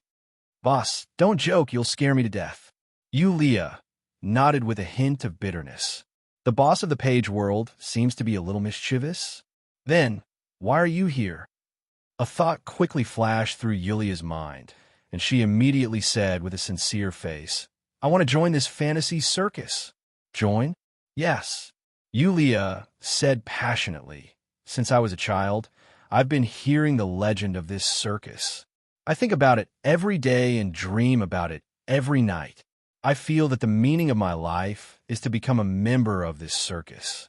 When I was 10 years old, a charlatan told my fortune and said that I was suitable for this line of work. Then what talent do you have? Jay thought for a while and said, in order to ensure the quality of the performance, we are very strict with the recruitment of reunions. I'm hardworking. I could do any kind of heavy work. Yulia immediately said that she didn't mind starting from the bottom. I'm also very good at learning. Words are no guarantee. Jay shook his head. Come with me first. Jay walked into the camp and naturally became the focus of the members. He didn't even have to specifically say anything, and the lively camp had already quieted down. Everyone looked at the leader in a white suit and knew that he had something to say. There was even an unfamiliar girl beside Jay. In the crowd, when Daphne saw the girl beside, her expression couldn't help but change slightly. Yulia, Senior? How come she's here? This 4th place of the previous Holy Maiden competition was very popular this year. There was probably no one in the capital of Freedom Academy who didn't know her. Jay, do you want to announce something? In the crowd, the beast tamer, Chin Tan, directly asked. Jay chuckled at this moment. This young lady said that she hopes to join our circus. For this, she intends to show us her talent. Applause? Not only was there applause, but there were even whistles. After all, this was really a delicate and beautiful girl. Was the circus favored by the goddess of luck recently? First, it was Daphne, and now it was this new beauty. Oh. Finally, there's a beautiful scenery. It was a passionate gaze, red and dazzling. Yulia still couldn't react. But if she didn't show off her skills now, she really wouldn't be able to control the situation. The key was that she had almost no talent to show off. As the Witch of the Void and the Great Teacher of the Dimension, she had fought against ghosts and gods and tricked all kinds of powerhouses, but she had no experience of performing in front of people. It was as if she was facing the criticism of society. Yulia made a gulping sound, made up her mind, and started dancing. Da, da da la, da da da da, da da. The surroundings were silent, and absent-minded gazes gathered on this delicate and beautiful girl. Looking at the beautiful girl's stiff limbs, Mr. Hercules suddenly shivered and accidentally crushed the beer bottle in his hand. After a while, Mr. J shook his head with a bitter smile. Miss, it seems that you still need more, training. Or, when our circus comes here next time, you will have become an outstanding performer. Wait, Yulia quickly said at this time. That doesn't count. I can perform magic. Everyone burst into laughter. Jay was the most powerful magician in magic. What kind of magic do you know? Jay was unexpectedly calm. Yulia made up her mind again. I can perform the magic of disappearing. They thought that this beautiful girl had some unique skills, but they didn't expect it to be this simple magic. Everyone couldn't help but be a little disappointed. Unexpectedly, Jay, the group leader, suddenly said at this time, what kind of prop do you need to perform this magic? A wooden box. Yulia smiled mysteriously at this time. The most ordinary wooden box without any mechanism will do.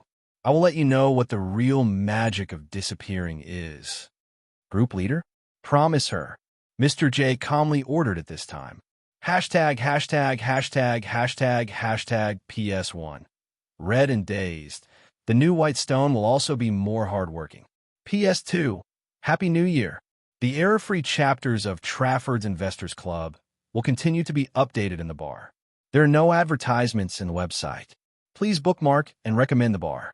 If you like the Trafford's Investors Club, please bookmark. Trafford's Investors Club bar updates the fastest.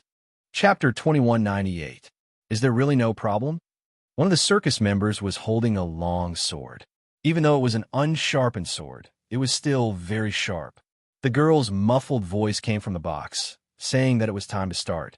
According to the request of the girl, not only did she have to perform the disappearing magic, but she also had to give the popular long sword piercing. However, the wooden box she was hiding in was the most ordinary box used to store props. The sword was not a prop that could be extended or retracted. If she really pierced the box with it, this joke seemed to have gone too far. Everyone couldn't help but look at the circus leader, Jay. However, Jay suddenly approached and said indifferently, "Let me do it." Before the circus members could react, Jay had already taken the long sword in his hand. "I'm going to do it. Come on. I'm ready too, Mr. Leader. You don't have to be polite. You can poke a few more times as long as you're happy." Since the box was an ordinary box, there was naturally no opening suitable for the long sword to pierce through.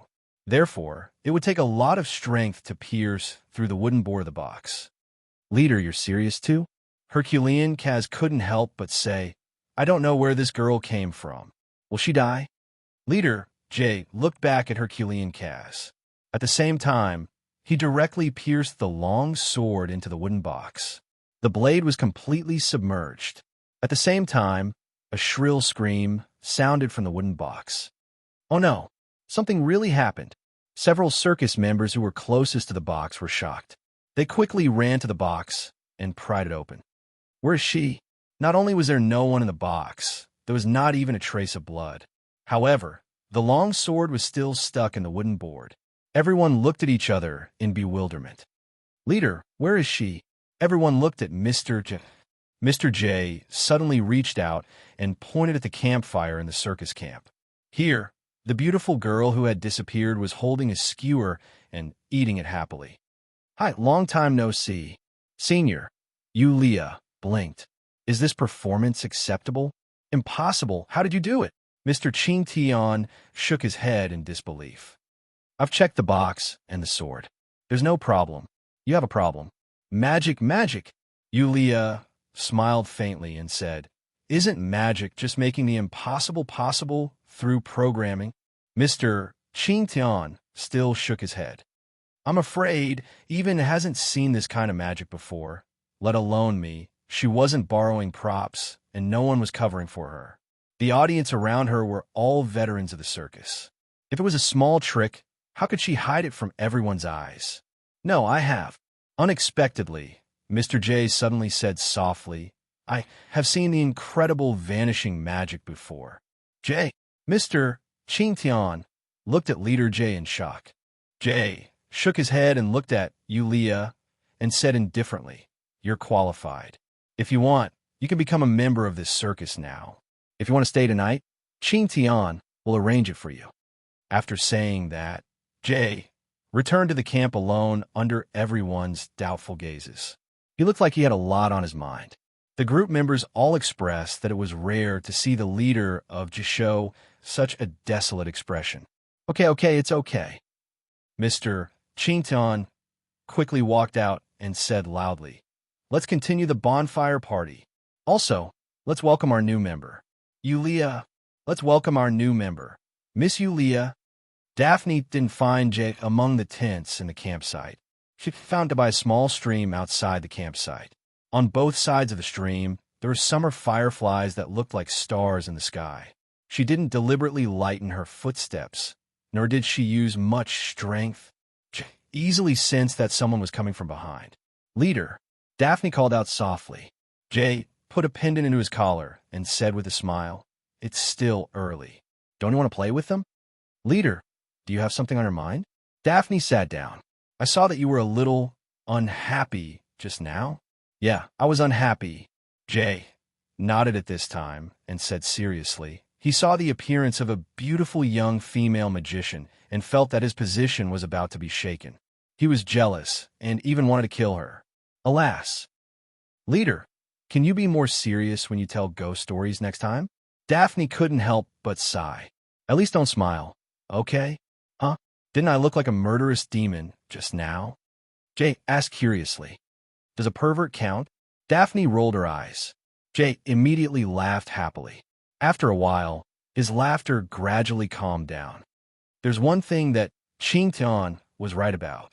Daphne froze and asked subconsciously, "Leader, you haven't seen that kind of magic before?" Jay shook his head. "There's something wrong with that girl." Daphne seemed to be more concerned about this girl, and her expression became more focused. "What's wrong with her?" "Normal people can't do that," Jay said slowly. "At least, she can't fool my eyes. Before I stabbed her with the sword, she had already left the box." "That's impossible," Daphne exclaimed in a low voice.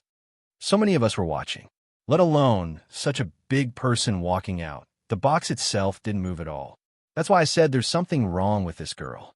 Jay patted Daphne's shoulder gently and stood up. "Also, I've seen this kind of magic before on that person." "That person?" Daphne had a flash of inspiration. "Could it be the person who taught me my first magic trick, my teacher? She died on her favorite stage." This sentence also rang in Daphne's ears. This was what Jay had said not long ago. So, because it evoked memories of the past, he planned to leave that girl. "Yulia in the circus?" Daphne wanted to say something, but she saw Jay stand up and stretch. "I haven't been so excited in a long time." The disappear magic trick. Jay narrowed his eyes and smiled. "This time, I must observe carefully. I will definitely crack the secret of this ultimate magic trick. Hee hee." Daphne couldn't help but open her mouth. It felt like it wasn't entirely because of memories. After meeting Madanzo's people at dusk, Yulia had already forgotten about it and directly applied to stay in the circus of dreams for the night. "Boss, no." Jay had already been found.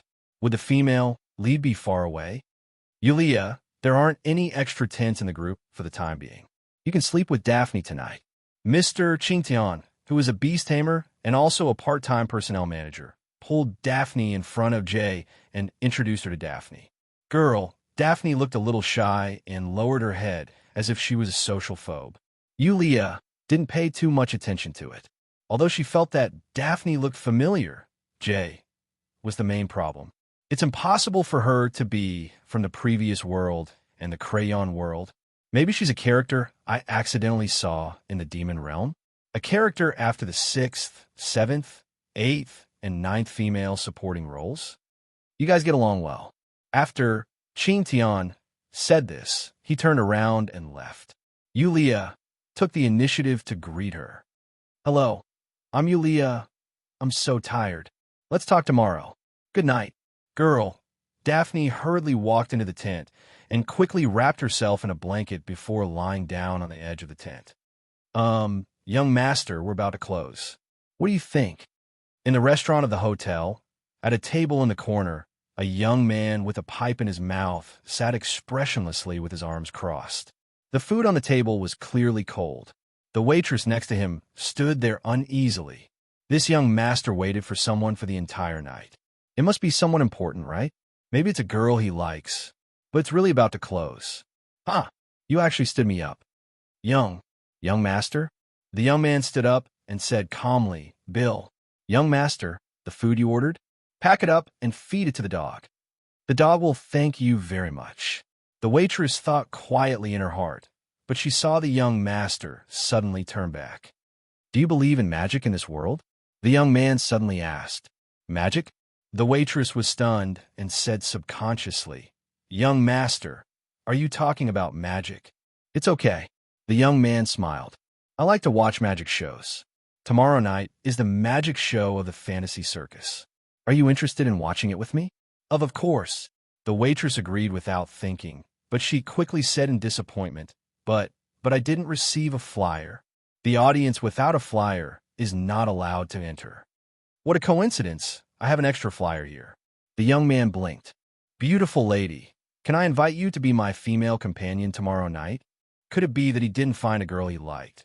So he casually found a girl to make up the number. Those noble young masters seem to be keen on using this method to seduce good girls and throw them away after they get tired of playing with them. It's just that this young master seems to be too young. Even if he wants to play, he can't play with much, right? The fantasy circus was probably a once-in-a-lifetime opportunity to watch it. The waitress gritted her teeth and resolutely took the flyer from the young man's hand. When the time is up, I will come and pick you up. The young man chuckled. By the way, how should I address you? Beautiful lady? Caliana. The waitress whispered. My name is Caliana, young master. Remember. The young man was startled. He looked at the waitress and felt that the young girl's smile seemed to have a special infectious power. It could make people's moods unknowingly become happy. But when he looked again, this infectious power seemed to disappear as if it was just a flash in the pan. Caliana? She woke up early in the morning. Yulia was awakened by the sound of the circus members training outside.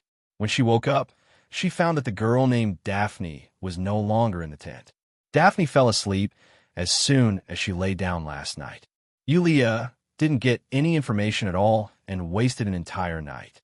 Yulia came to a member who was practicing throwing knives and asked, excuse me, is there anything I can help with? It just so happens that I lack a target. Why don't you do it? Someone seems to be calling me over there. I'll be back soon. Wait for me. Remember to wait for me. Excuse me, is there anything I can help with? Apart from being a target. Yulia came to Mr. Chinta on his side again. You came at the right time. Stick your head into this crocodile's mouth first. I'll see how long it can last. Someone seems to be calling me over there. I'll be back soon. Wait for me. Remember to wait for me. I'll be happy to. Excuse me? There's nothing I can help with here. You can go somewhere else. You're called Daphne, right? Yulia sat down next to a girl who was playing with a black stick. You fell asleep as soon as you came back last night. I didn't have time to talk to you. What's the matter? Daphne thought for a bit and asked. Girl almost didn't look at Yulia. Sighs. Senior sister, Yulia asked curiously, does the captain of your team have any strange hobbies? Daphne looked up in shock and asked, what do you mean? Yulia shrugged and said, ever since I woke up and left the tent in the morning, this captain has been peeping at me. Impossible. Daphne shook her head. However, Senior Yulia said, of course, I also thought that it was impossible. At first, I just thought that it was a coincidence.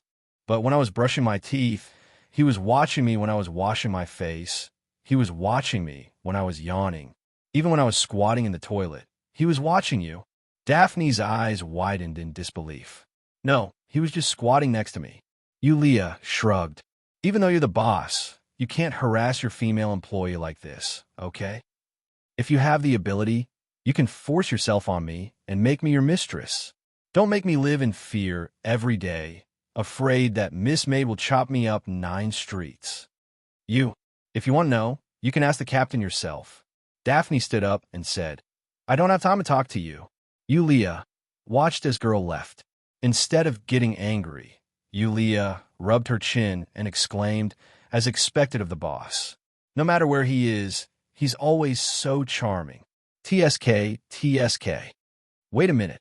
She suddenly thought of another problem. If she wants to take a shower later, should I pretend that I don't know? Or should I pretend that I don't know and continue taking a shower? This is difficult. Chapter 2199. In fact, Yulia didn't find a chance to take a shower.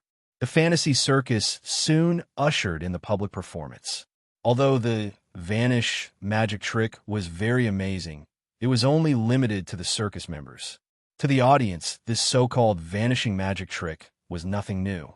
The audience obviously wouldn't believe that the person performing on stage could complete it without any props. Even if the audience below the stage were to come up and check, they would only be treated as actors that had been discussed long ago. Furthermore, the performance had already been planned long ago, so there was no chance for Yulia to go on stage. There's one thing that you and Daphne can do, and you should be able to do it very well. When the performance was about to start, Mr. Chintan mysteriously found Yulia and Daphne. Were these, you will be the most beautiful girls tonight. This is a bunny girl? Daphne exclaimed instantly. Daphne, you're already a member of the circus, and you are also the leader student, so you have to contribute to the circus. Mr. Chintan was very emotional at this time, and he pressed on Daphne's shoulder. You know, you're the best. It's definitely not because of the unanimous vote of the guild members that I put on these clothes for you. I can't, I'm sorry. Daphne took a step back, lowered her head, and ran out quickly. This surprised Mr. Chintan. He was so surprised that he subconsciously looked at the second new member, the beautiful Yulia. How about I can't do it too? The senior asked tentatively. Mr. Chintan thought for a while and said, the knife-throwing performance still lacks a human target. How about it? I suddenly remembered that one of my dreams is to become an outstanding bunny girl. The senior picked up the clothes and left without saying anything else. Mr. Chintan shook his head. The personalities of these two newcomers were really different. One was cheerful and sly, while the other had a lot on her mind. At this moment, someone walked into the tent. Is work going well? It's all arranged. Don't worry, leader. Mr. Chintan nodded and said, now, we're just waiting for you to perform.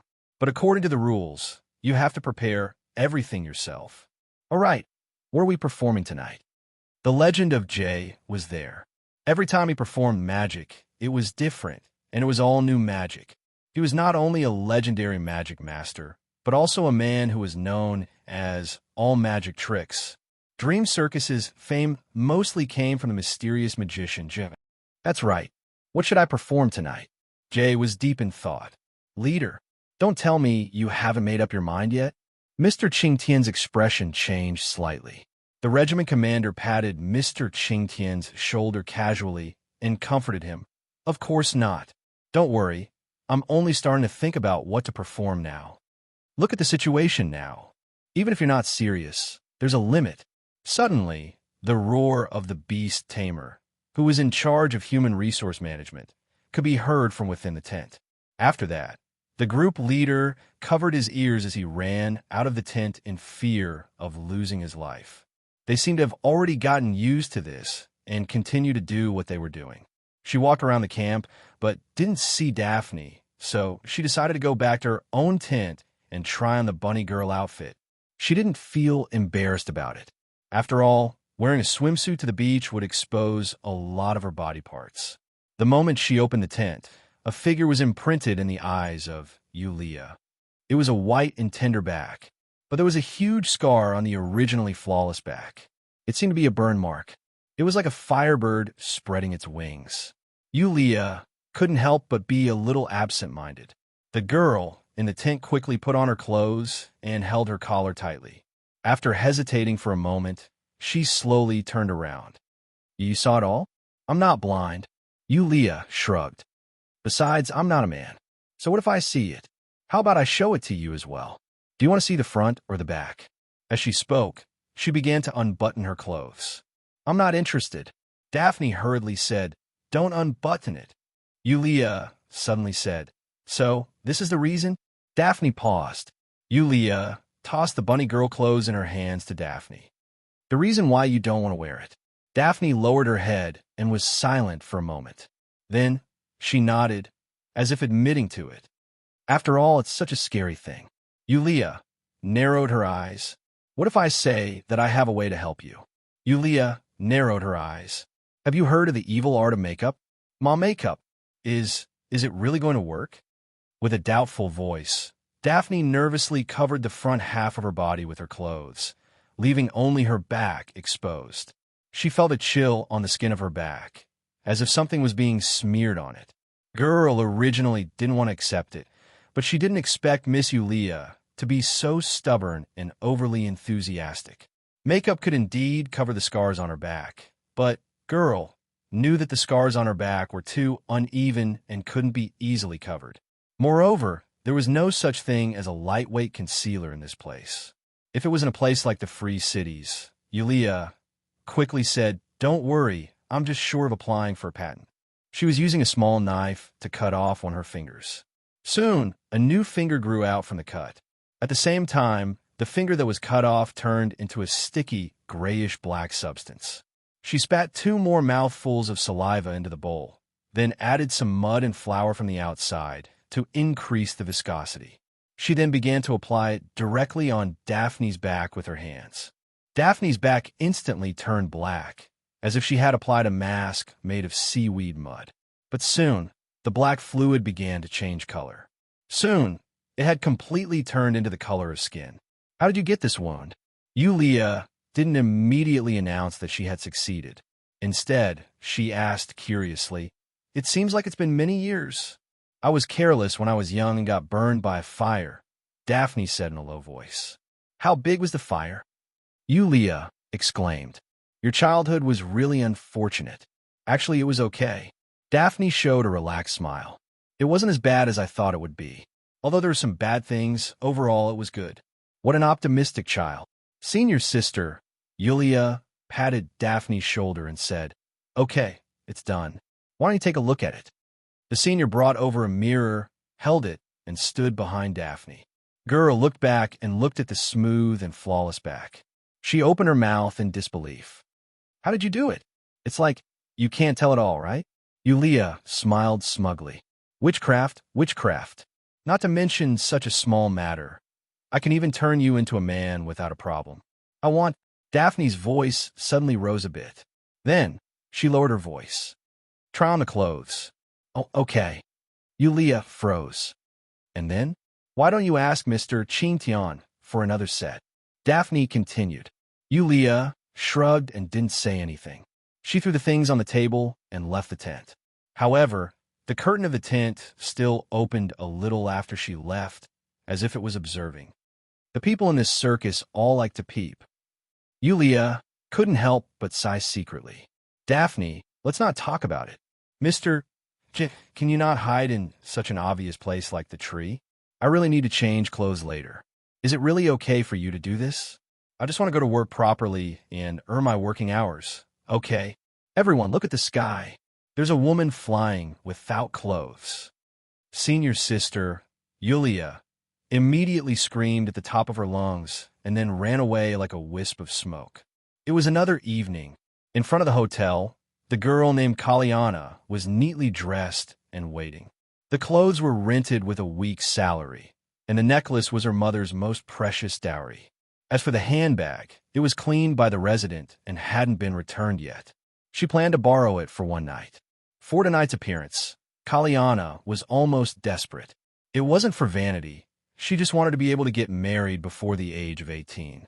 That was all. Soon, in front of the hotel, a luxurious carriage slowly drove over.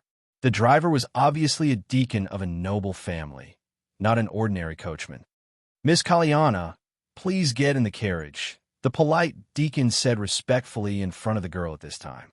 Kalyana was a little dizzy as she sat in the carriage with the help of the deacon. Then, she saw the young master who waited until the restaurant closed last night. She just remembered that she still didn't know the young master's name. "Madanzo. Hello, young Master Madanzo." Kalyana was a little restrained. Although she had been mentally prepared for a long time, at this time, it was still different from what she had imagined. I don't look scary, right? Madanzo chuckled. At this time, Kaliana suddenly shivered and hurriedly leaned down, putting her head on the ground, and said in fear and trepidation, Sorry, young Master Madanzo. I didn't know that you were a real noble. I thought you were just a young master of a rich family. Sorry. Please don't kill me. Why would I want to kill you? Metatro blinked his eyes and asked with interest. Be because I offended you as a noble. Kaliana's voice trembled. It is a big crime for a commoner to look at a noble directly, and I am sitting in the same carriage with you. God, how can I be so unlucky? Why did you think that I was just a young master of a rich family last night? But today, you think that I am a noble. Why, young master, please don't joke. Kaliana's face was pale. Who doesn't know that only people who are pure-blood nobles can use the noble badge? I can still see such a big badge. Madanzo blinked. There was indeed a badge in the carriage, and it was quite eye-catching. It was just that he took this carriage when he was strolling outside the town, and so was the deacon who drove the carriage outside. But because he found it pleasing to the eye, he slightly borrowed it. As for the owner of the carriage, she shouldn't be eaten by a wild boar, right? Sit, Madanzo said calmly. But Kaliana still didn't dare to raise her head. Madanzo was used to it and said indifferently, I asked you to sit, so you sat. I forgive you, but if you don't listen, you are guilty. Kaliana's body trembled slightly, and she had to slowly get up, but she didn't dare to approach. She only dared to lean against the carriage door, lowering her head for fear of being restricted. Pure-blood nobles, do you like to kill people? Madanzo suddenly asked at this time. I don't know. I just heard about it. Kaliana replied cautiously. Madanzo chuckled and said, I thought that in such a remote town, people don't know much about nobles. I thought I could have a good time. Kaliana, how much do you know about pure-blood nobles? The girl looked up in surprise, but she quickly lowered her head in panic. I just want to know how much people in such a remote town know about nobles, so that it will be convenient for my next action. Madanzo waved her hand and said, You just need to tell me what you know. Yes. Kaliana gulped and said cautiously, It is said that pure-blood nobles are the descendants of the world's founders. They live in the sacred land in the center of the royal power. Pure-blood nobles are born above the people, and they enjoy absolute privileges. Civilians must not offend pure-blood nobles. Madanzo didn't say anything, but when she saw Kaliana stop, she said casually, And then, that's it. Kaliana said slowly, That's all I know, that's all. Madanzo suddenly had a feeling of not knowing whether to laugh or cry. Kaliana nodded and said, Is it not enough to know this? Madanzo was stunned, but then nodded thoughtfully. To some extent, it is indeed enough for the people, and the simpler it is, the clearer it is. Absolute privilege. This is a great shackle. Young Master Madanzo. Then, Kaliana, there's one more thing, can you tell me? Madanzo's face suddenly darkened. She was shocked by a sudden change, and her breathing became rapid. What is it? Madanzo narrowed his eyes at this time. Tell me, why do you smell different from ordinary people? Kaliana, who was in a state of panic, suddenly froze at this time. In the next moment, she had kicked the door of the carriage open and was about to jump out and escape. Metatro immediately applied what he had learned. I'm a pure-blood noble. Just run. Kaliana's face instantly turned ashen, and she sat down paralyzed, muttering to herself, It's over. I shouldn't have gotten involved in this muddy water. I shouldn't have been greedy. It's over now. What should I do? Wadash. She really cried like a child who had made a mistake. Madanzo was not surprised by Kaliana's crying, but by the identity of a pure-blood nobles. This absolute privilege, was it really a bone-deep shackle? Chapter 2200. Young Master, this is an elf. This was what the deacon who was driving the carriage said. Then, the strict deacon carefully identified some of Kaliana's features that were not easy to find and gave a more accurate answer. To be precise, she is a hybrid between a human and an elf. She is even more lowly than an elf. Madanzo was expressionless. He secretly wanted to dig out the information in the deacon's mind. It was a good thing that the page world did not completely restrict supernatural abilities. It was much more convenient to do things. However, since it did not restrict supernatural abilities, it meant that there were supernatural abilities that could be used here. In fact, regardless of whether supernatural abilities were restricted or not, these page worlds were dangerous. For example, Z's world restricted supernatural abilities, but the creatures there had evolved into monsters and beasts. There was no way to fight them. I see. Continue driving, Madanzo ordered indifferently. At this time, in the carriage, Cariana, whose identity had been exposed, was hiding in a corner with a pale face. She was not completely confused, probably because she felt that Madanzo was still too young and might not have the ability to violate her. Don't you want to talk about yourself, Miss Cariana? Madanzo suddenly chuckled. He easily got into this privileged status without any incongruity. What else can I say? Cariana smiled bitterly. Say that I'm stupid and jump into a fire pit. Or say that I don't know what's good for me and dare to sit in a noble's carriage. There is no enmity between us. Do I look like someone who kills indiscriminately? Madanzo pointed at himself curiously. No matter how I look at it, I look like the Virgin Mary who will give food to the poor. Virgin Mary? Cariana was stunned. Who is the Virgin Mary? She's just a woman with big breasts. Madanzo shrugged casually. She's a little naughty sometimes. You really don't intend to torture me? Caliana looked up doubtfully. Even for a half-elf like me, who can't get an identity? What good is it for me to torture you? Madanzo laughed.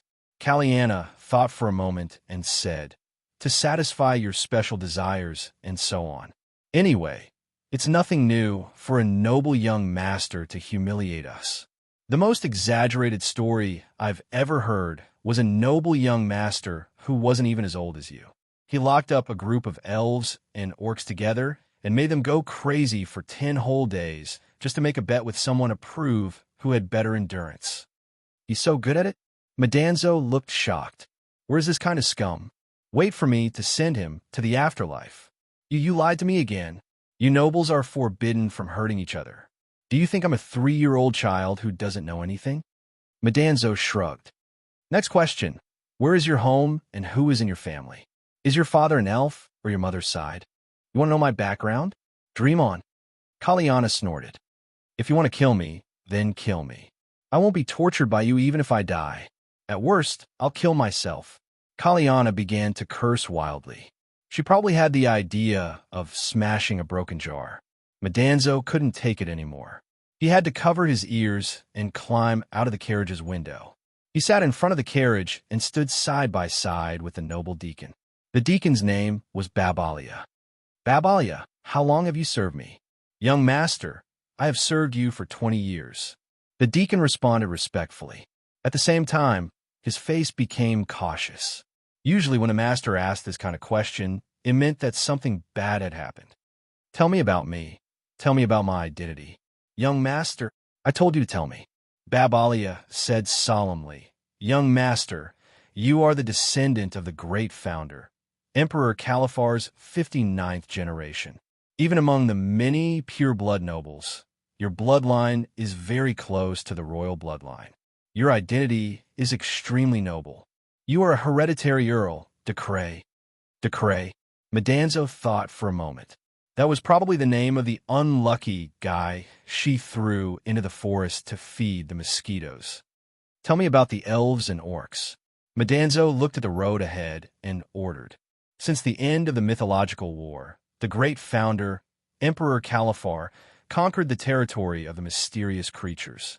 A large number of refugees from the mysterious creatures fled to our human society. Gradually, Caliana stopped shouting in the carriage. She was probably tired. Along the way, there was only Babalia's narration and Madanzo's occasional questions. Not long ago, they could see a bit of light ahead, the light of the Dream Circus's camp. Captain, if you continue like this, I'm going to scream. I'm really going to scream. Ms. Yulia, this is for the sake of the circus. And this kind of thing should be very easy for you, right? How is it easy? There's so many people. I can't handle it. Senior Yulia said pitifully, my wish is to become a great magician. I've already sold my body. You want me to sell my body? You're just using your hands. Captain J chuckled and said, there are many male spectators outside. It seems that they are very willing to pay extra for your hands. This is also considered as a source of income. That's too much. Senior Yulia was about to cry. Then I can only do it myself. The captain looked tragic and sighed. But Ms. Yulia, if you can't contribute to our circus, then I can only reluctantly ask you to leave. We can't keep people here for free. But you can't do this, right? Senior Yulia wanted to cry, but had no tears. There's so many people. How long do I have to shake hands? And can you guarantee that these men won't do more rude things when shaking hands? Also, why do I have to do this kind of thing? Can't Daphne do it? After all, Ms. Yulia is more eye-catching than Daphne. The regiment commander said earnestly, besides, if they still want more after the handshake, wouldn't we be able to generate more income? Senior Yulia widened her eyes as if she saw something unbelievable. The person in front of her is really a certain image of boss? It's decided then. Suddenly, the captain directly inserted a huge sign in front of Yulia. The sign read, frowny face, one handshake costs 10 silver coins for 3 seconds. Buy 3 times and get 1 free. Buy more and get more free. Note, you can specify the specific location of the handshake. Captain, senior sister, Yulia, was stunned. She immediately chased after him, but she only took 2 steps before she was pulled back by something. She turned around to look and discovered that her feet had been shackled at some point in time. The shackles were tied to a large nail that was buried in the ground. At this time, a group of men gradually gathered around with bright eyes. The public performance of the circus had not officially started yet, but there were already quite a number of people who came with flyers in their hands. The depths of the forest were brightly lit as if it was daytime. Not far away, Mr. Chington was moving tables and chairs over with his men. He was preparing to board the plane and collect money. Senior Yulia instantly looked at Mr. Fersky, who seemed to be used to seeing this, with a look of despair on her face. This is the captain's order. I can't do anything about it. Mr. Chington comforted her. I'll have to trouble you, Miss Yulia. I think these people won't be able to buy more than a few times. After all, most of them have female companions. Senior Yulia didn't say anything and continued to look at them sadly. Mr. Chington said, or you can use your magical vanish magic. Anyway, we can't see it, and the captain won't blame us. I'll do it. Senior sister, Yulia, suddenly snorted and said, but I'll decide what to do myself. Strange, where's my hand speed training stick? Daphne checked her belongings in confusion. Girl, a seat was quite deserted at this time, and she felt like she was sitting on a bench. Girl could only lean on the signboard and rest for a while. When she was free, she wanted to continue training her hand speed. On the other side, there was a long queue in front of a small black tent. They were all men, and they all went in with anticipation. Then, they came out with shaky footsteps. Suddenly, a carriage stopped in front of Daphne. Girl immediately perked up and went forward to welcome it. A man who looked like a deacon was helping a young man in luxurious clothes out of the carriage. Then, there was a beautiful girl. Daphne was a little surprised. The young man and the girl's identities were obviously much more noble. After the young man got out of the carriage, he looked around the surroundings. As for the beautiful girl, her face was slightly pale and stiff, as if she was unwilling. Over there, do we have to line up to enter? The young man suddenly asked. Oh, that's one of our circus's performances. It could be considered a performance. Daphne stammered. For the details, you can read the signboard. Metatro blinked, but Babalia, who was beside him, seemed to be very displeased with the bunny girl's attitude and was about to reprimand her. Babalia, that small black tent looks quite interesting. Arrange it for me. Yes, young master. The deacon had to restrain his anger and walk to the front of the line calmly. Hey, you need flyers to enter. Daphne shouted at this time. 3 flyers. Madanzo took out 3 flyers. Check it. If there's no problem, we'll all go in. No, no problem. Daphne nodded and then seemed to think of something. There's actually nothing to see in the tent over there. Why don't we just go in? The performance is about to start. Daphne saw that the beautiful girl beside her was winking at her and shaking her head nervously. Daphne didn't understand what was going on, but she didn't say anything else. What's your name? Madanzo suddenly asked with a smile. The young girl, Kaliana, instantly became nervous, afraid that this pure-blooded noble would do something to this weak girl. Daphne.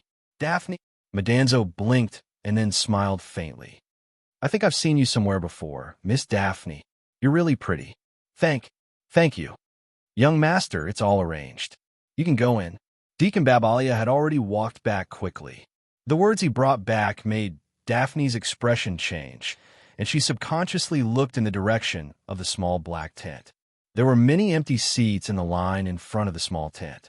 The audience in the line seemed to have a trace of fear and wariness, and they even lowered their heads. The girl looked at this young master in shock and confusion. Perhaps we'll meet again soon. Madanzo smiled mysteriously and strode toward the small black tent. Babalia quickly followed.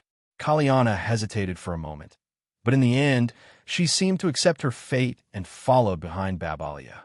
The people's gazes were filled with. Actually, the people's gazes couldn't be seen at all because they were all lowering their heads. Because of their special privileges, they couldn't see the gazes of mortals at all. Perhaps because of their special privileges, they didn't need to care about the gazes of mortals. It didn't make much of a difference whether they looked or not. A man with a satisfied smile on his face opened the curtain of the small black tent and walked out. Then Babalia instantly grabbed him by the collar and pulled him to the side. The man was shocked and then angry. He was about to fight back, but he quickly lost all his strength and fell to the ground. Madanzo didn't care. After Kaliana waited in place, she walked directly into the small black tent. A weak and lazy voice slowly sounded at this time. Next. Okay, look at my face. Okay, look at my chest. Okay, look at my legs. 1, 2, 3, okay, cover your eyes. Okay, lie down. Okay, we'll charge by the second. Start. Even though Shiri was used to seeing all kinds of things, he couldn't help but be moved. His eyes widened, and his mouth gaped. In front, a bunny girl was sitting on a stool, looking down at a magazine, yawning from time to time. Why aren't you going up? You'll have to pay for looking at more, the bunny girl said impatiently, looking up and blinking. What are you doing? Madanzo was the first to break the silence. Senior. In an instant, the bunny girl's emotions exploded, and she ran over with grievances. Senior, I'm so miserable. Senior. After a bizarre explanation, Madanzo squatted on the ground and looked at a black stick that was vibrating up and down crazily. So you're using this thing? Hello, I'm Automatic Juice Press Taro number 1. Nice to meet you. This thing has a mouth and eyes. Madanzo was even more amazed. There's no need to teach me. Chapter 2201. Automatic Juicy Squeezing Taro number 1, or Juicy Taro for short. At this moment, Juicy Taro was still in an excited state. Madanzo couldn't take it anymore, and she said in a slightly shrill voice, Can you stop this thing? Why? Yulia said in surprise, I still have work to do. Juicy Taro has just entered the state. This guy is surprisingly slow to warm up. You love your job? Madanzo said in disbelief. The senior said pitifully, If I don't do my job well, I will be kicked out of the circus. It wasn't easy for me to get close to the title of main character. The air was still filled with the smell of heather, and Madanzo couldn't take it anymore. Okay, I will take care of this. Now stop this thing. Right now. Yulia had no choice but to draw a few runes in the air to remove the star creation technique on the black stick. This thing was a temporary product of the star creation technique, and she didn't want this thing to accompany her for a long time. In her small star creation realm, there were too many similar products on display. Moreover, they had complete functions and were of a suitable size. Most importantly, this thing had already been used by many people. Thus, Juicy Taro, who had just been born, died of old age. He fell to the ground and returned to his original appearance as a black stick. So, this is this star creation technique. It's quite magical. Madanzo couldn't help but take a few more glances. Yulia shrugged. It's just a small trick. It can only be used temporarily to trick people. By the way, senpai, what do you plan to do next? Madanzo smiled mysteriously and walked out of the small black tent. Soon, in front of the small black tent, the noble Deacon Babalia loudly announced that the bunny girl in the small black tent was the personal product of the pure-blood noble Count Decria.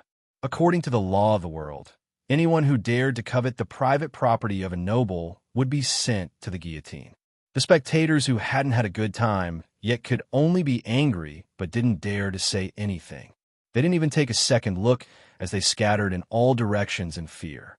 Senpai Yulia's problems seemed to have been solved in an instant. Senior, how did you become a pure-blood aristocrat? Let's talk as we walk. Madanzo walked towards the big tent where the circus was performing. You said nobles? At the backstage of the circus, Mr. J, who was putting on makeup for himself, put down the eyeliner pen in his hand and looked a little absent-minded. That's right. That noble immediately announced that Yulia was his property. Mr. Qingtian nodded and said, "But why would a noble come to such a remote seaside town? Leader, what do you think of this?" "What can I say? Isn't it good to become the property of a noble?" The leader said calmly, "She doesn't have to wander around with us. She can earn some hard-earned money and enjoy a luxurious life. That's probably the dream of most girls." Mr. Qingtian smiled bitterly and said, "Leader, you know that no matter how beautiful a woman is, she won't last long in the hands of those nobles. Pure-blood aristocrats aren't allowed to have real interactions with commoners." "So what? It's already announced by a noble. Do you still want to take it away?" The leader looked at Mr. Qingtian expressionlessly. "We're a proper circus." Mr. Qingtian rolled his eyes. "If there's nothing else, I'll go and arrange for the performance." However, many spectators were scared away by that noble tonight. The leader picked up the eyeliner pen and waved his hand. Mr. Qingtian didn't say anything. He turned around and walked out directly. It seems that the performance has started. From the looks of it, there shouldn't be any spectators coming. Daphne looked at the position of the big tent. The lights had begun to flicker, and the applause was very obvious. Girl thought for a while and began to pack up the things at the reception booth. Tonight, Girl didn't have the task of assisting in the performance on stage. The whole city was acting as a support staff. Later, according to Mr. Qingtian's arrangement, Girl had to sell drinks and other things to the audience to generate income for the circus. "I can't be in a daze." Daphne secretly cheered herself up. When Girl passed by the small black tent, Girl hesitated for a moment. Finally, she looked around and carefully opened the tent and walked in. So it's here. In the small black tent, other than a temporary bed made of wooden planks, there was only a small stool not far away and a magazine placed on the stool. However, it was easy to see the things that were discarded on the ground. "I finally found the training device I borrowed from Mr. Katz." Daphne showed a smile of finding something she had lost. Then she frowned. Why did she feel that there was a very indescribable smell on this thing? Daphne was a little surprised. She felt that this small black tent was once filled with some kind of wild and evil thoughts. Girl subconsciously shivered and quickly left the small black tent. However, Girl quickly felt that she seemed to have bumped into something. It was hard. It felt like she had bumped into the strong Mr. Katz, who always wore armor and never showed his true face. Daphne subconsciously turned around. What came into view was a shiny silver armor, but it was obviously not Mr. Katz. "You are." Daphne couldn't help but be stunned. Then, a heavy blow hit Girl's body. Girl instantly blacked out and fell to the ground. Qingtian, the circus's beast tamer. Her colleague is the circus's personnel manager. Katz, who is preparing to go on stage, is a strength performer. Taramru, the beast tamer, Qingtian's partner. In the audience, Yulia, who had become a noble's property, was carefully pointing out a few permanent and important supporting roles to Madanzo. There's also a bluebird. The bluebird is the vice captain. Usually, it won't go on stage. It's always on the roof. It's responsible for monitoring the audience below to see if there's anyone sneaking around. Yulia said with great familiarity. The last one is the main character. He's the captain and is called Jay. He's a magician and usually appears at the end. You should be preparing backstage now. You'll see him soon, senpai. The two of them whispered to each other in the auditorium, but they didn't try to lower their voices because the seats around them were completely empty. This was a privilege enjoyed by nobles.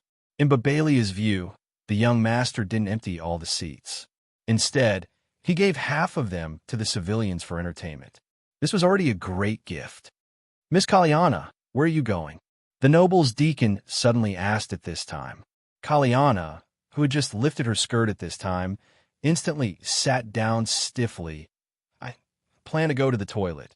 Bear with it, Babalia said indifferently. Without the young master's permission, you can't go anywhere. How can I bear with it? The beautiful half-elf girl couldn't help but be slightly angry at this time.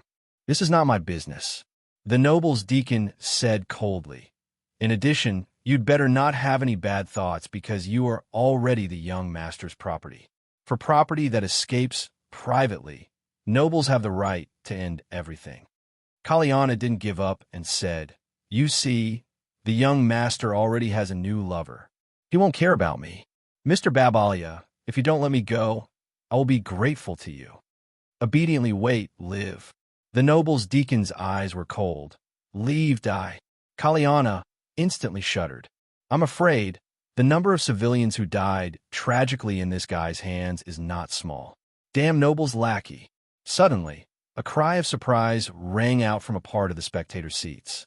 This scream instantly interrupted Mr. Fersky, who was in the middle of his beast-taming performance. He frowned as he looked at the spectator seats. Behind the spectator seats, there were 4 warriors in bright silver armor, standing there without him noticing. There were more than 4 warriors. At this time, more warriors wearing bright silver armor were pouring in at this time. Mr. Qing Tian's expression instantly sank. It's the world government's cavalry. Purge Knights. Why are they here? Soon, in the audience, someone recognized the identity of the armored warriors that quickly appeared one after another. Because of this, the atmosphere in the big tent seemed to be frozen.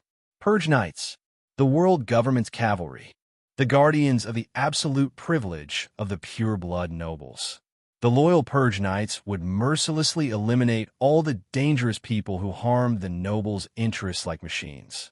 Subconsciously, the audience in the big tent all looked at the domineering noble young master. Could it be that these Purge Knights were brought here by this noble young master?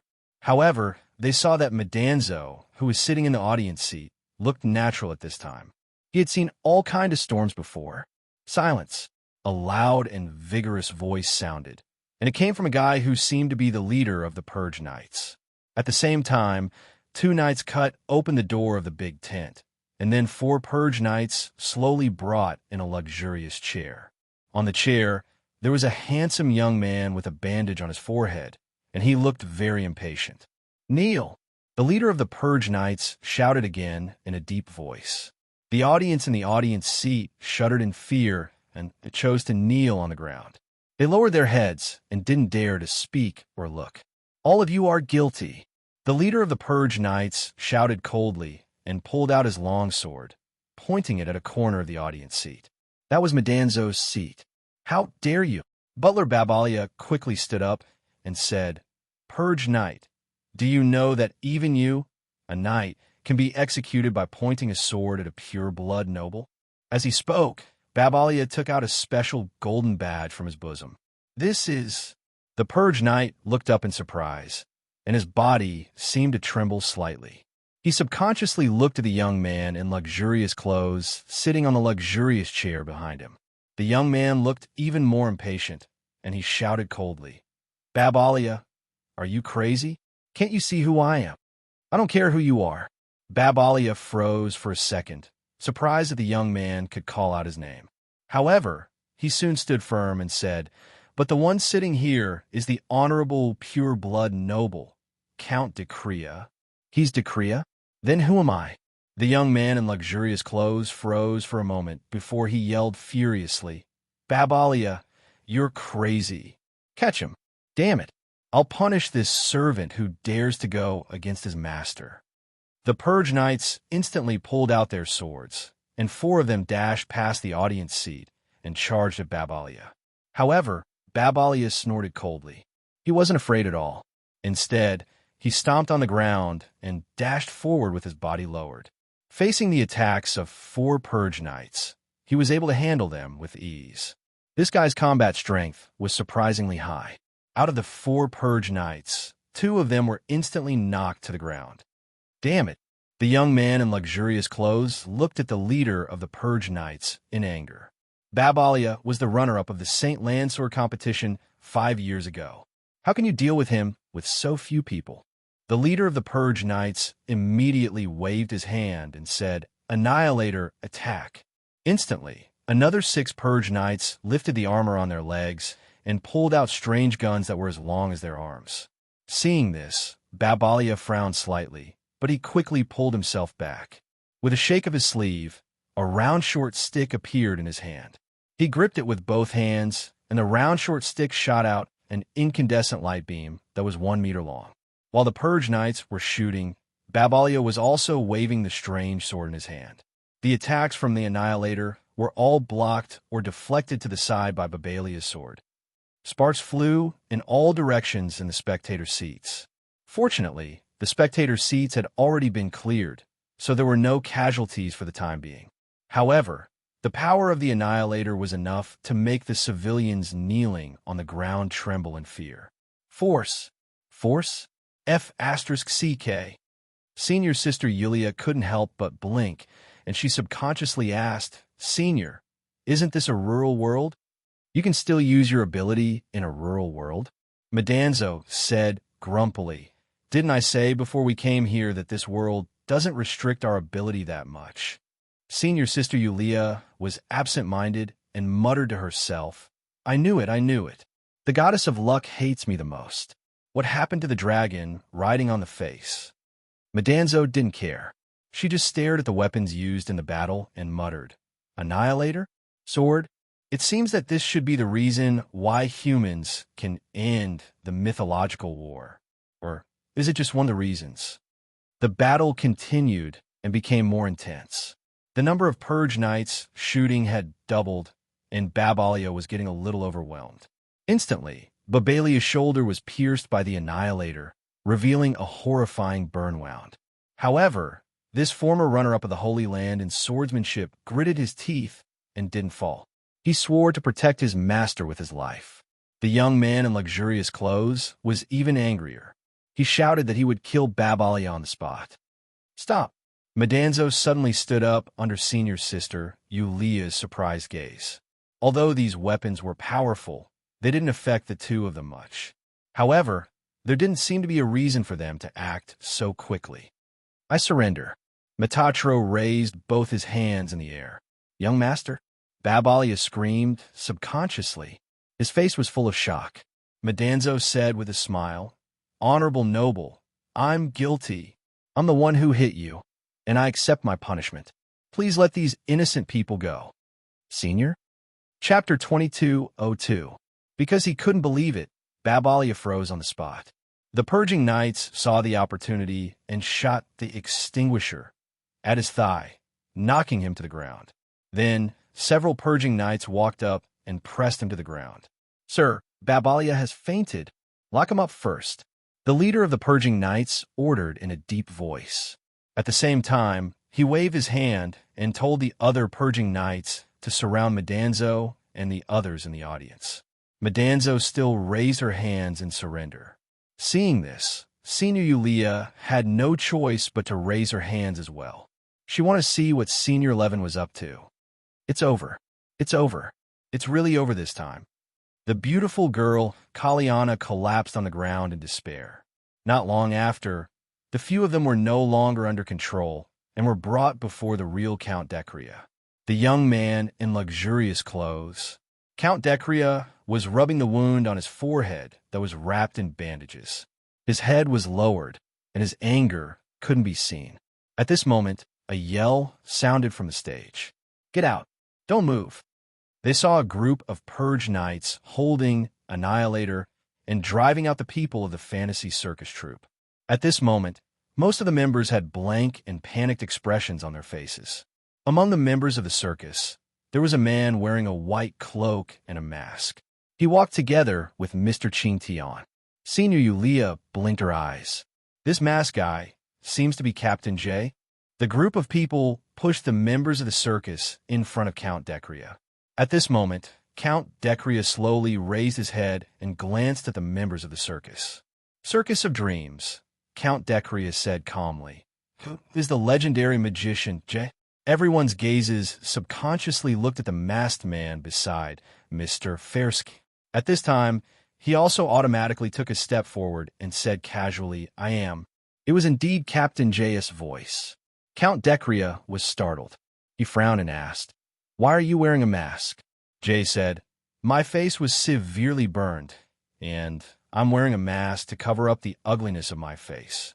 Count Decria waved his hand, and a purging knight walked up and took off the mask on Jay's face. Then, a distorted face appeared in front of everyone in a split second. Everyone couldn't help but be moved. "One ugly fellow." Count Decria waved his hand in disdain. "Cover it up! Cover it up! Don't let me see this ugly thing." After putting the mask back on, Jay asked, "Noble, pure blood noble, what did our circus do that you need so many purging knights to deal with us?" The Count said indifferently, "I didn't want to use so many purge knights. I only came here to find you, but I ran into those despicable fellows along the way. Forget it. I won't let those who offend me off so easily. Now, I'll tell you why I'm here." Captain J was silent for a moment before nodding. Count Decria said with a trace of anger, "Your so-called circus really knows how to run. This Count spent too much time to catch up to you. If it wasn't for the fact that you have a great reputation, I would definitely wipe you out." Captain J said slowly, "If Lord Count wants to watch our performance, you only need to send someone to pass the message. Not me." Count Decria chuckled and said, "This Count came here to announce that from now on, your circus is this Count's private property. You need to perform for a noble person for this Count. She once said that she really wants to see the legendary circus performance. This is your great fortune. Could it be that there is someone more noble than Lord Count?" Jay asked in disbelief. Count Decria snorted and said calmly, "You don't need to worry about this. You just need to do as I say. If you do well, I'll give you the status of a first-class citizen. But if you don't do well and embarrass me, the consequences..." Captain J turned around and looked at his members. After a while, he sighed and said, "It seems like we don't have any other choice." Count Decria laughed heartily and waved his hand, happily saying, "Let's go. Bring everyone back, especially that guy who dared to injure me." When they were brought out of the tent, they saw a huge object slowly descending from the night sky. It was actually an airship that was pulled by a huge balloon. Hot steam was even erupting from the body of the airship at this time. Yulia looked up and muttered, "Okay, this isn't a rural world after all." The interior of the airship was extremely luxurious. The pure-blooded nobles had all the wealth in the world, and they could take anything they wanted. In a luxurious room of the airship, a few beautiful girls were currently being molested by Count Decria on the sofa. The leader of the Purge Knights took off his helmet. It was a fierce-looking middle-aged man. His name was Bismarck. "Lord Count, Babalia still insists that the person who offended you is the real Count, and you're a fake."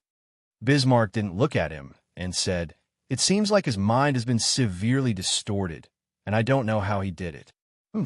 He said he was the runner-up of the St. Landsword competition, but his mind was distorted so easily. What a piece of trash. Count Decria snorted and looked at Bismarck with contempt. "If I remember correctly, Babalia is the same as you. He's also from the Golden Clan of the Frostsky Highlands, right?" He doesn't seem like much."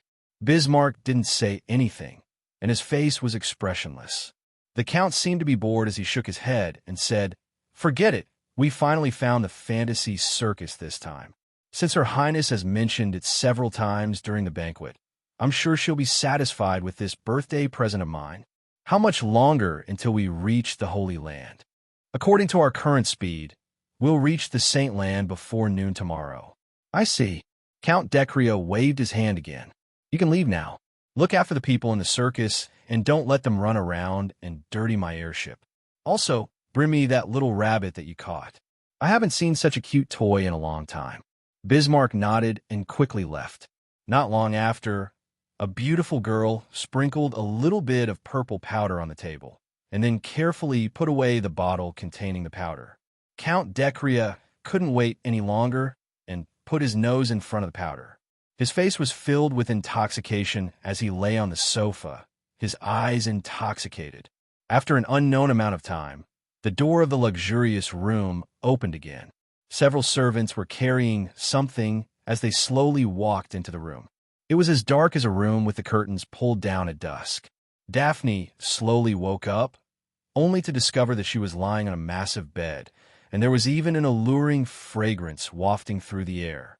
Daphne felt her body go soft and weak. What is this? Girl couldn't remember what happened.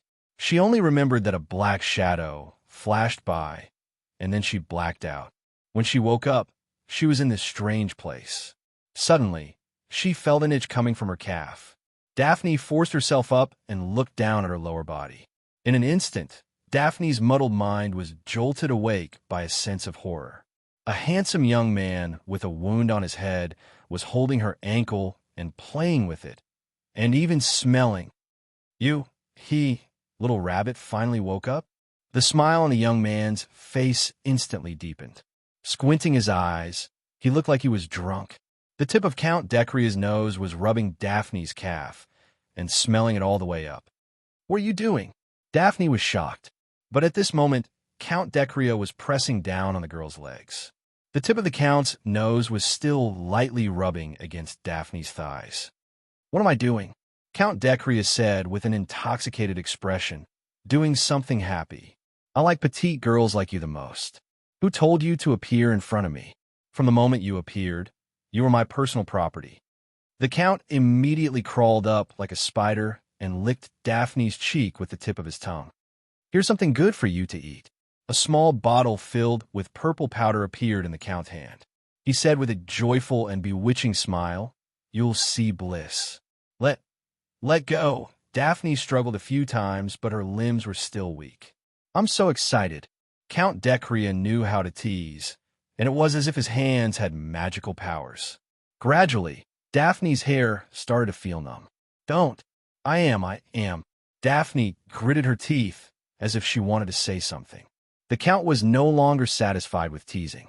With a trace of wild laughter, the Count instantly tore apart the clothes in front of Daphne's chest. He revealed an even more expectant gaze. His mouth was dry, and he couldn't hold back his excitement. He liked ping, jumping the most. A momentary daze appeared in the Count's eyes, followed by a heart-wrenching pain that rushed straight to his head. That was the weakest part of his body. Right now, it was being forcefully knocked by a hard knee. Count Decria, who was in so much pain that he almost suffocated, couldn't even make a normal sound. The bunny girl under him struggled to flip over. Daphne gritted her teeth and struggled with all her might. Then, she snatched the small bottle from the young man's hand. Gritting her teeth, she opened the bottle and stuffed all the contents into the young man's mouth. The Count, who was in unbearable pain, suddenly widened his eyes in horror. He struggled and muttered, "Not too much. Cough, cough, cough, cough." Count Decria suddenly grabbed his own throat and revealed an extremely painful expression. His body even began to twitch violently. It was a terrifying sight. Daphne panted as she watched this scene. When the young man on the bed finally stopped twitching and laid motionlessly, her trembling fingers reached in front of the young man's nose. There seemed to be only a faint airflow. Girl crawled and rolled and fell off the bed. Daphne was weak and couldn't get up. She could only lean against the bed and look up at everything in the room. Where is this? She didn't know where the people from the circus were placed. However, as the criminal Madanzo and the other criminal's accomplices were locked up in a cell on the airship. Kaliana hugged her knees and hid in the corner of the room. She was in a daze as she stared at the young man and the bunny girl who were playing cards in front of her. Playing cards? That's right. Madanzo and Yulia were indeed playing cards. Life in the prison was too boring and simple. Ace bomb. Senior, you lost. Huh? This game doesn't count. Let's play again. These two guys don't seem to be worried at all. Kaliana felt more and more confused. He injured a pure-blood noble and even pretended to be a pure-blood noble to cheat others. This guy probably knows that he is going to die. So he decided to enjoy himself while he can. You guys really don't worry about yourselves at all? Kaliana asked subconsciously. Only then did the two people stop playing cards. Senior's sister, Yulia, blinked and said, Senior, what do you plan to do with this girl? Madanzo hugged her chest and lowered her head. Madanzo fell into deep thought. Madanzo started snoring. Okay, I'll go and see what's going on outside. Senior. Yulia rolled her eyes in disgust and stood up. Then she walked toward the wall and directly passed through it. Kaliana looked at her in disbelief. You saw it too. Yulia, who had half of her body stuck in the wall, said with a smile, Everyone knows that I perform in the circus, so it's normal for me to know one or two magic tricks, right? See you later. Bye-bye. Huh. Kaliana rubbed her eyes subconsciously. After confirming that the bunny girl was really not in the cell, she suddenly stood up and exclaimed, Could it be the legendary Shadow Elf? Madanzo suddenly raised her head. Shadow? Didn't you fall asleep? As the leader of the circus, Jay was given preferential treatment. Maybe it was because he found a connection with the circus. The Count, who was in a good mood, generously gave Jay a private room. But before arriving at the destination, he couldn't go out. It was considered house arrest. Mr. J, I'm sorry. The Count ordered that you can't leave this room before arriving at the Holy Land. A female purge knight who was guarding the door extended her hand and stopped the leader of Jay, who was about to leave the room. We're already in the sky now. Jay's voice had a hint of a smile. The scenery outside should be quite good. I want to go out and take a look. Can't I? Please go back to the room. Don't make it difficult for me, the purge knight said calmly. Jay raised his hand slightly. One of his hands was clenched into a fist, and the other hand was pulling something out of his fist. It was a bright red rose. The purge knight was expressionless. Jay shook his head gently and bit the rose in his hand. Then he slowly pulled something out of his fist. This time, the purge knight froze for a moment. Then she was shocked and said with a trembling voice, This is... Suddenly snapped his fingers, and the purge knight fell to the ground, motionless. The purge knight smiled, took the rose from his mouth, and slowly placed it on the purge knight. He said softly, Sweet dreams, Mississippi. Chapter 2203. Kaliana was actually a girl with a pretty good heart. Even though she was in a predicament at this time, she didn't blame Metatro, who was the instigator. In fact, she was mainly frightened by the bunny girl's ability to pass through walls. A special elf that disappeared after the mythological war? Madanzo muttered thoughtfully. Yes, I have only heard of the legend of the Shadow Elves. Legend has it that the most glorious deed of the Shadow Elves' hero was that he almost succeeded in assassinating the founder, Emperor Califar. At this time, Kaliana's eyes seemed to be twinkling with little stars. That is a superhero that almost reversed the ending of history. Even today, it is said that in some hidden tribes, they are still worshipping this superhero of the Shadow Group, and they respectfully call him Emperor Kai. Yulia is not a Shadow Elf. Madanzo instantly shattered Kaliana's fantasy. The girl could not help but be stunned. Madanzo shrugged, patted the dust on her pants, and stretched. It's about time. What time? Kaliana asked subconsciously. Madanzo showed a harmless smile. It's time to eat. At this moment, the door of the cell suddenly opened, and a purge knight flew directly in. After the purge knight fell to the ground, he stopped moving. At the same time, a figure slowly walked into the cell.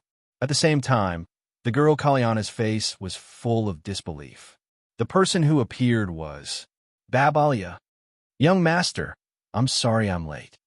Babalia, whose face was slightly pale, quickly said, Those purge nights outside are a little annoying. How's your injury? Madanzo asked casually. Babalia said expressionlessly, I avoided the vital parts, and my right hand is not injured. I can still hold the sword. Those people outside said that I am a fake. Madanzo suddenly said, Even I admitted it at that time. Why are you still looking for me? Young master. Babalia looked a little excited. I've followed you for so many years.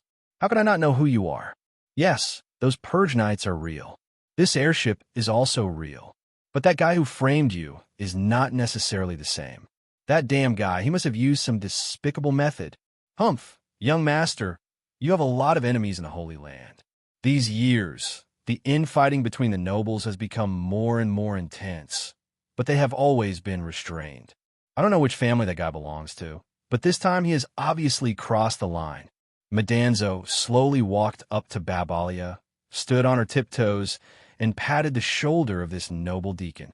She sighed and said, I'm very pleased to see that you can imagine these things. Imagination? What I mean is that you can understand these things. Madanzo chuckled. Don't worry about the details. Come on, Babalia. Tell me, what is the most effective way to solve this problem? We should take back control of the airship as soon as possible, Babalia said quickly. This airship originally belonged to you, young master. We are very clear about the internal structure of the airship. If we fight indoors, it will be very advantageous for us. Although there are many purge nights, not all of them are gathered together. It is best to defeat them one by one. Babalia, you are very reliable. Madanzo simply waved her hand. Then let's move. Babalia nodded and instantly entered a state of murderous intent. He directly walked out of the cell. Kalyana hesitated and came to Madanzo's side. Are you a real noble or a fake one? If you believe that I am, then I am. Madanzo smiled slyly. Then she took out some weapons from the purge knights on the ground and stuffed an annihilator into Kalyana's hands. Do you want to assassinate a noble too? Who knows? Maybe thousands of years later, there will be descendants worshipping you. Thank you.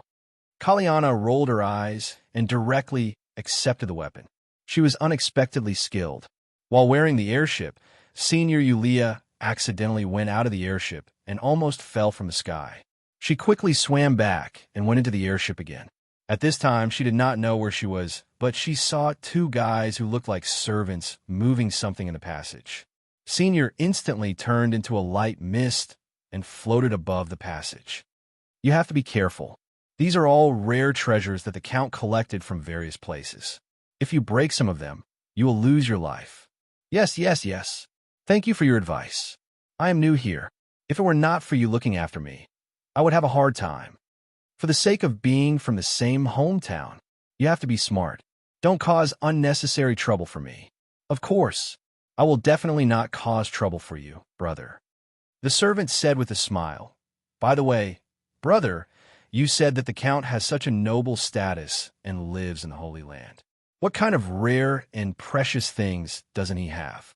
As long as he opens his mouth, the people outside will directly send the treasures to his house. Why does he have to come out and search everywhere? Is it so troublesome? You don't know this, right? The servant snorted and said, Our family's Lord Count left the Holy Land in order to do something big. Humph! If this thing is done well, I am afraid that our Count will be promoted to a higher level. So powerful. The servant quickly asked, Brother, what is it? Can you tell me? I won't tell ordinary people. The servant looked left and right, then lowered his voice and said, Don't tell anyone that it was me who told you. Of course.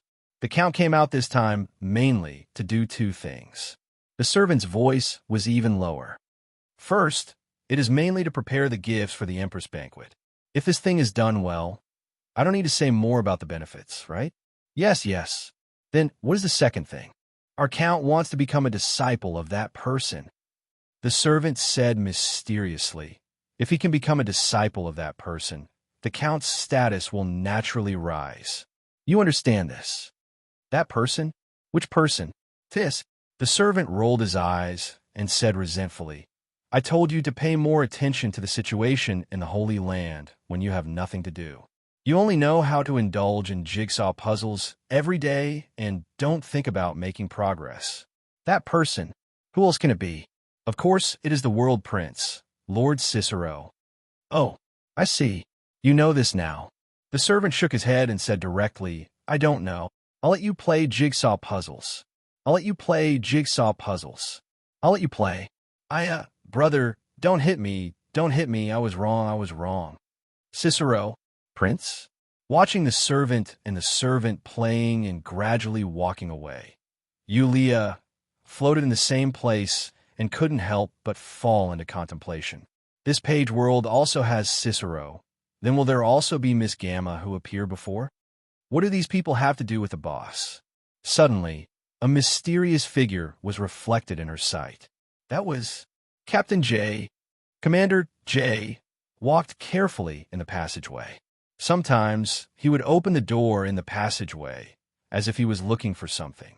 Soon, Commander J. opened the door of a certain room, hesitated for a moment, and then walked into it. The interior of the room should be a study. Even in the airship, which was supposed to be a convenient means of transportation, there was a luxury comparable to a palace. Captain J. walked on the soft carpet at this time and silently looked at everything in the study. The documents on the desk, the things in the drawer, the collection on the bookshelf. Captain finally stopped in front of an oil painting and looked at it for a long time. It was a painting of a woman. The oil painting was probably the work of a famous teacher. The woman's expression was lifelike and vivid on the paper, just like a real person. The woman was beautiful, noble, mysterious, as if she was a masterpiece of God. At this time, not only did Captain J. stare for a long time, even a certain senior sister hiding in the air couldn't help but take a few more glances. In those years of wandering in the dimensional void, what kind of perfect woman, goddess and goddess, hadn't she seen before? But there weren't many women who could shock her like this. Moreover, this was only a painting. If it was a real person, who could imagine? Who is this woman? She doesn't look like a little fairy at all. Obviously, it's not Miss Gamma either. Yulia couldn't help but mutter in her heart. Looking at Captain's appearance at this time, it seemed that he wasn't simply attracted by the beauty of the woman in the painting, but he knew her. After a long time, the leader of finally retracted his gaze and slowly exhaled. He suddenly turned around as if he was looking at something. That gaze was directly in the position of Yulia. The senior sister was slightly shocked. Is it Miss Yulia? Captain slowly said at this time. You're here. I always feel like you're near me. At this time, the senior sister was even more surprised. She didn't know if this was a trick or if she was really discovered. She slowly emerged and asked doubtfully, How did you find me? Is it really you? Captain chuckled at this time. I'm just casually saying, look at those storybooks. Aren't they all written like that? The senior sister laughed twice. Captain, it seems that you're in good condition. It seems that I was worried for nothing. Since Captain has escaped, then there's nothing for me to do. That won't do. Captain J took a few steps closer. Even though Captain J was still holding the mask at this time, Yulia, who knew that under the mask was Boss's appearance, couldn't help but feel a little pressured at this time and subconsciously retreated. She gradually retreated to the edge of the corner. There was no way to retreat, so she could only move horizontally. However, Captain A pressed one hand on the wall and stopped her. Yulia instantly wanted to cry, but had no tears. She said, You have something to say. Can't you say it properly? Do you know that I might be being watched by something terrifying? What terrifying thing? Captain A's voice was low, and his face was getting closer and closer.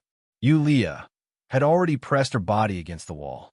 She even had to bend her knees to lower her body slightly. You don't have to be like this. You know, I can't resist you. I'm in a difficult situation. At this moment, Captain J moved closer. His ice-cold mask was almost touching senior sister, Yulia's face. His aura was already teasing her face. His voice was low and magnetic. Can't resist? Why can't you resist? Even so, you don't plan to resist? While speaking, Captain his finger gently poked Yulia's abdomen and then slowly moved upwards. Yulia's body suddenly became extremely stiff, but her breathing became faster and faster. Her brain seemed to have stopped working, and her big eyes were fixed on a gradually moving finger. Mother of asterisk her, why don't you try touching me instead? You really don't plan to resist? Captain J's voice once again crashed into Yulia's ears, crashing into her struggling heart. His fingertips were about to touch that sensitive place. Yulia closed her eyes, and the struggle on her face became even more intense. Suddenly, as if some mechanism had been activated, Yulia's mind exploded. She clenched her teeth and fiercely grabbed the clothes in front of her chest with both hands. She tore them open and shouted, as if she was going to die, "If you want to do it, then do it. Just remember to be responsible, boss." She felt a chill, but she didn't feel like she was being grabbed. Could it be because she was being looked down upon because she was too small? Senior sister, Yulia, opened her eyes a little unconfidently, but all she saw was Captain Jespek. In front of her, the wall with the oil painting had already turned, revealing a passage. "Oh, boss." Senior sister, Yulia, couldn't help but call out in a soft voice, "Boss." At this time, Captain J turned around and looked at the girl who was pulling open her clothes with both hands. He said indifferently, "Just call me Captain, boss. It feels a bit awkward. Let's go." After saying that, Captain J walked towards the passage that appeared from the wall. Yulia was stunned and subconsciously looked up at the wall behind her. She saw that the lamp on the wall had been turned on at an angle. The switch for the passage? It turns out, the chill came again, and Yulia fell into deep thought. Yulia silently tidied up her clothes. Yulia followed with a F*** expression. The passage wasn't long, and they soon reached the end. It was a dim and gorgeous room with a big bed inside. Captain J stopped at the entrance and seemed to be a little stunned. At the edge of the bed, a girl with tattered clothes was curled up, and her face was full of horror and shock. It was Daphne, F***CK. Senior sister, Yulia, exclaimed in shock. Looking at Daphne's current appearance and the figure lying on the bed, she couldn't help but ask in a trembling voice, Am I late? Don't come over. Please don't come over. I beg you." Daphne screamed from the edge of the bed, and she tightly covered her tattered clothes, curling up even more tightly. "It's over." Seeing Daphne's expression, senior sister, Yulia, could only pat her head as if she was certain. "I'm really too late." Chapter 2204. The white cloak flew out and covered Daphne's body. Captain J walked over slowly and asked softly, "Daphne, are you okay?" Captain Girl could still feel a trace of warmth from the cloak, so she subconsciously wrapped it tighter. She seemed to have calmed down and nodded lightly. "I'm really late." Yulia's voice sounded again, but this time she was on the big bed next to the young man with a wound on his head. The captain and Daphne looked over at the same time and saw Yulia shrugging with a small bottle in her hand. "This guy isn't breathing anymore. Maybe it's because he took too much of this thing?" Seeing this, Captain J's gaze moved to Daphne. Girl looked at the two of them and couldn't help but slowly open her mouth. Her eyes were filled with disbelief and fear as she said with a trembling voice, "He's dead? I killed someone? He's really dead? I killed someone. Girl was still curled up on the ground as if she couldn't accept this fact. Captain J and Yulia looked at each other. The captain took the bottle from the senior and said, "This should be purple fantasy." "Oh, Captain, you know this thing?" The senior immediately moved closer. Captain J thought for a moment and said, "It's a forbidden drug that can stimulate the nerves. It's basically only circulated among the nobles. The nobles have absolute privileges and they never lack any material things. Instead, they start to lack some mental energy, so they start to seek some other kinds of stimulation. Well, this is considered a self-inflicted disaster. Yulia waved her hand and comforted, "This isn't your fault. After all, you were just protecting yourself." Daphne? Purple fantasy is very harmful, and overdosing can indeed cause death. Captain suddenly said, "But if it's only this much, it's not enough to overdose." Huh? Captain, what do you mean? Yulia's heart skipped a beat. Captain had thought about it this time, then quickly walked to the young man's body. Soon, he found several other different small bottles from the young man's body. "I'm afraid that's the real cause of death." Daphne was stunned when she saw the bottles that Captain J had found. Did this guy really kill himself by randomly popping pills? Yulia blinked her eyes. "No, it shouldn't be enough to kill me, but if there's a sudden increase in a certain amount, it might cause an irreversible chain reaction."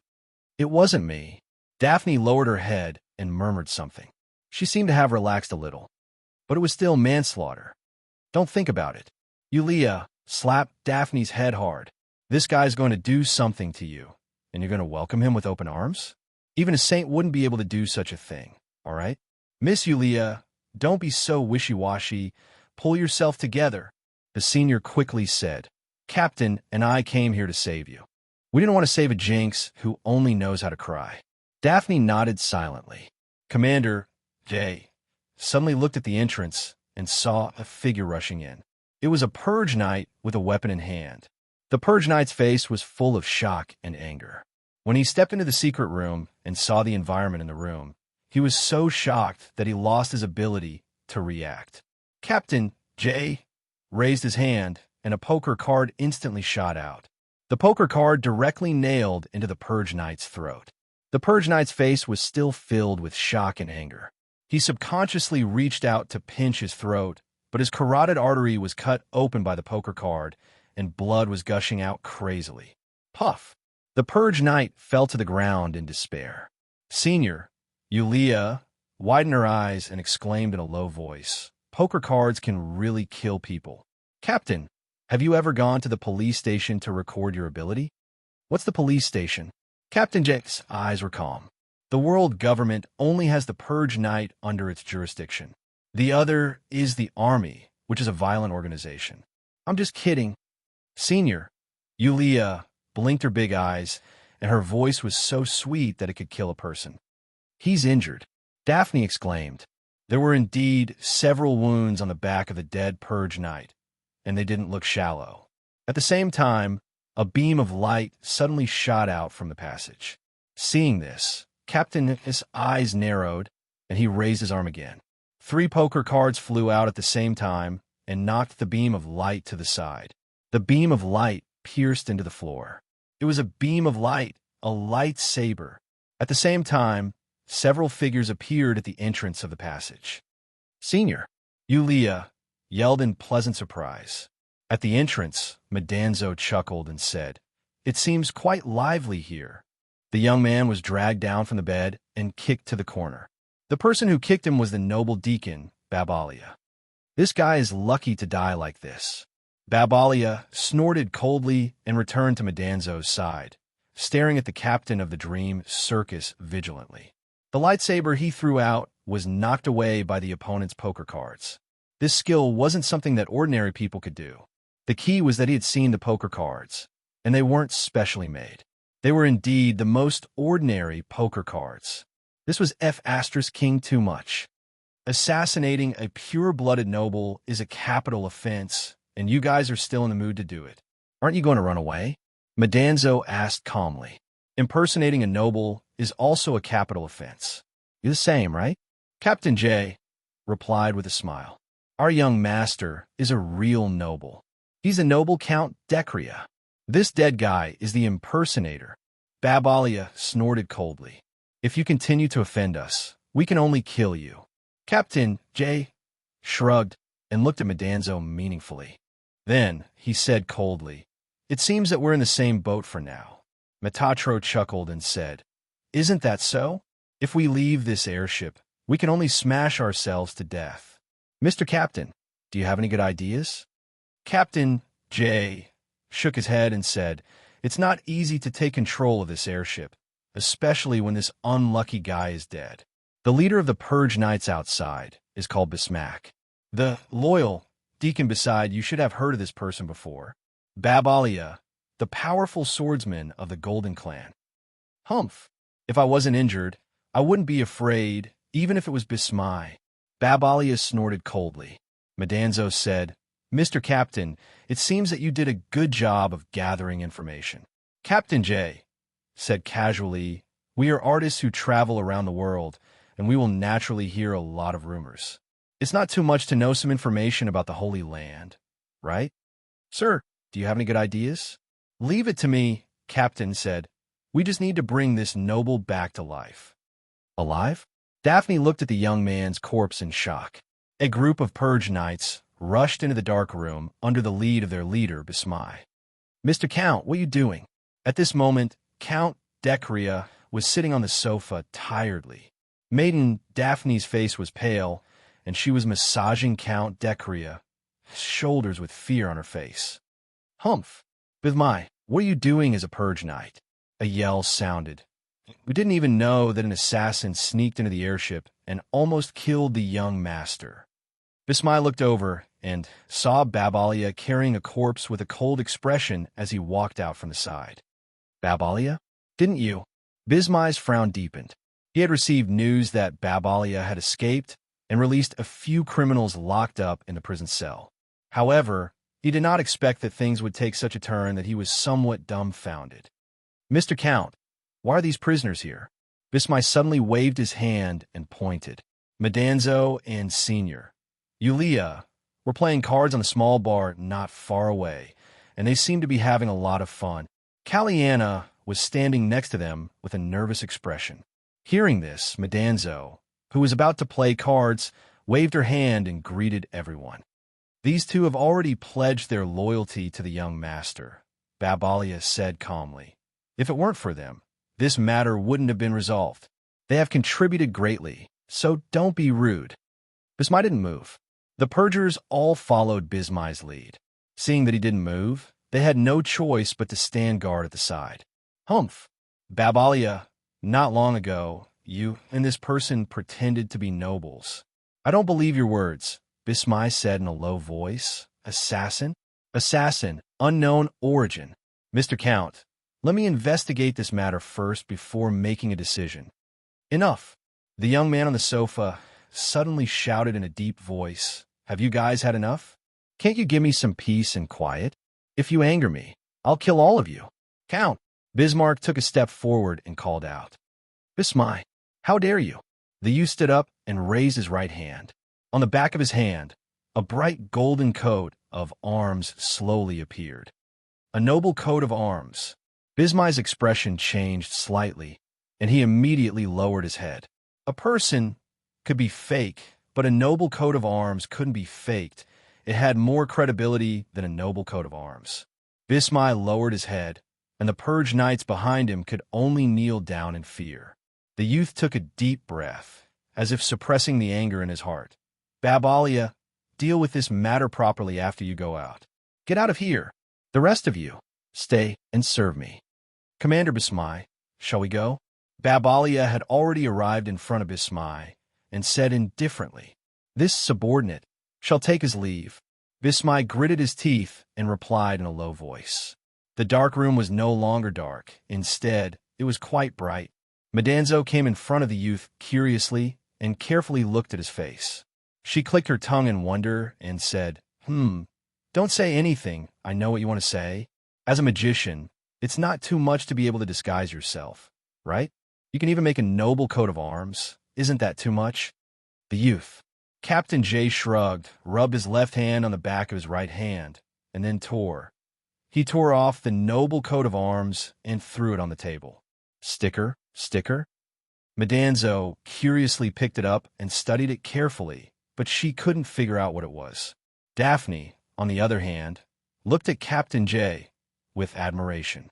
She felt that learning magic from the captain seemed to be something with a bright future.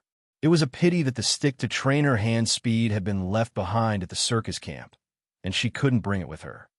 Captain, what should we do next? Yulia was a practical person. I think that Bismai is still suspicious. Babalia, is the only one who can deal with this. I'm afraid he's not reliable. Babalia is reliable, Madanzo casually replied and smiled. Because I'm his young master. Captain J said indifferently, since he's reliable, then let's fly all the way to the Holy Land. Everyone is tired, and this place is quite big. Let's take a rest. With that said, Captain J walked out of the dark room and said that he would stay in the study room outside. Yulia quietly came to Senior 11 and asked in a low voice, Senior, what do you think? Madanzo thought for a while and chuckled. Brother Xiaoya has grown up. What?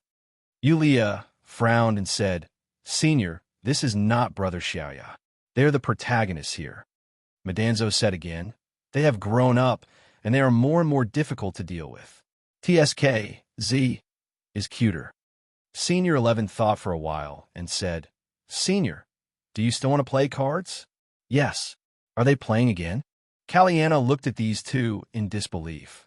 Are they heartless? The corpse was wrapped in a bag. Then, Babalia ordered his men to throw it down from the deck of the airship. It was a clean and neat job.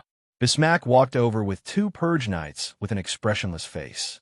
Why are you in such a hurry to deal with the corpse? Bismack said indifferently.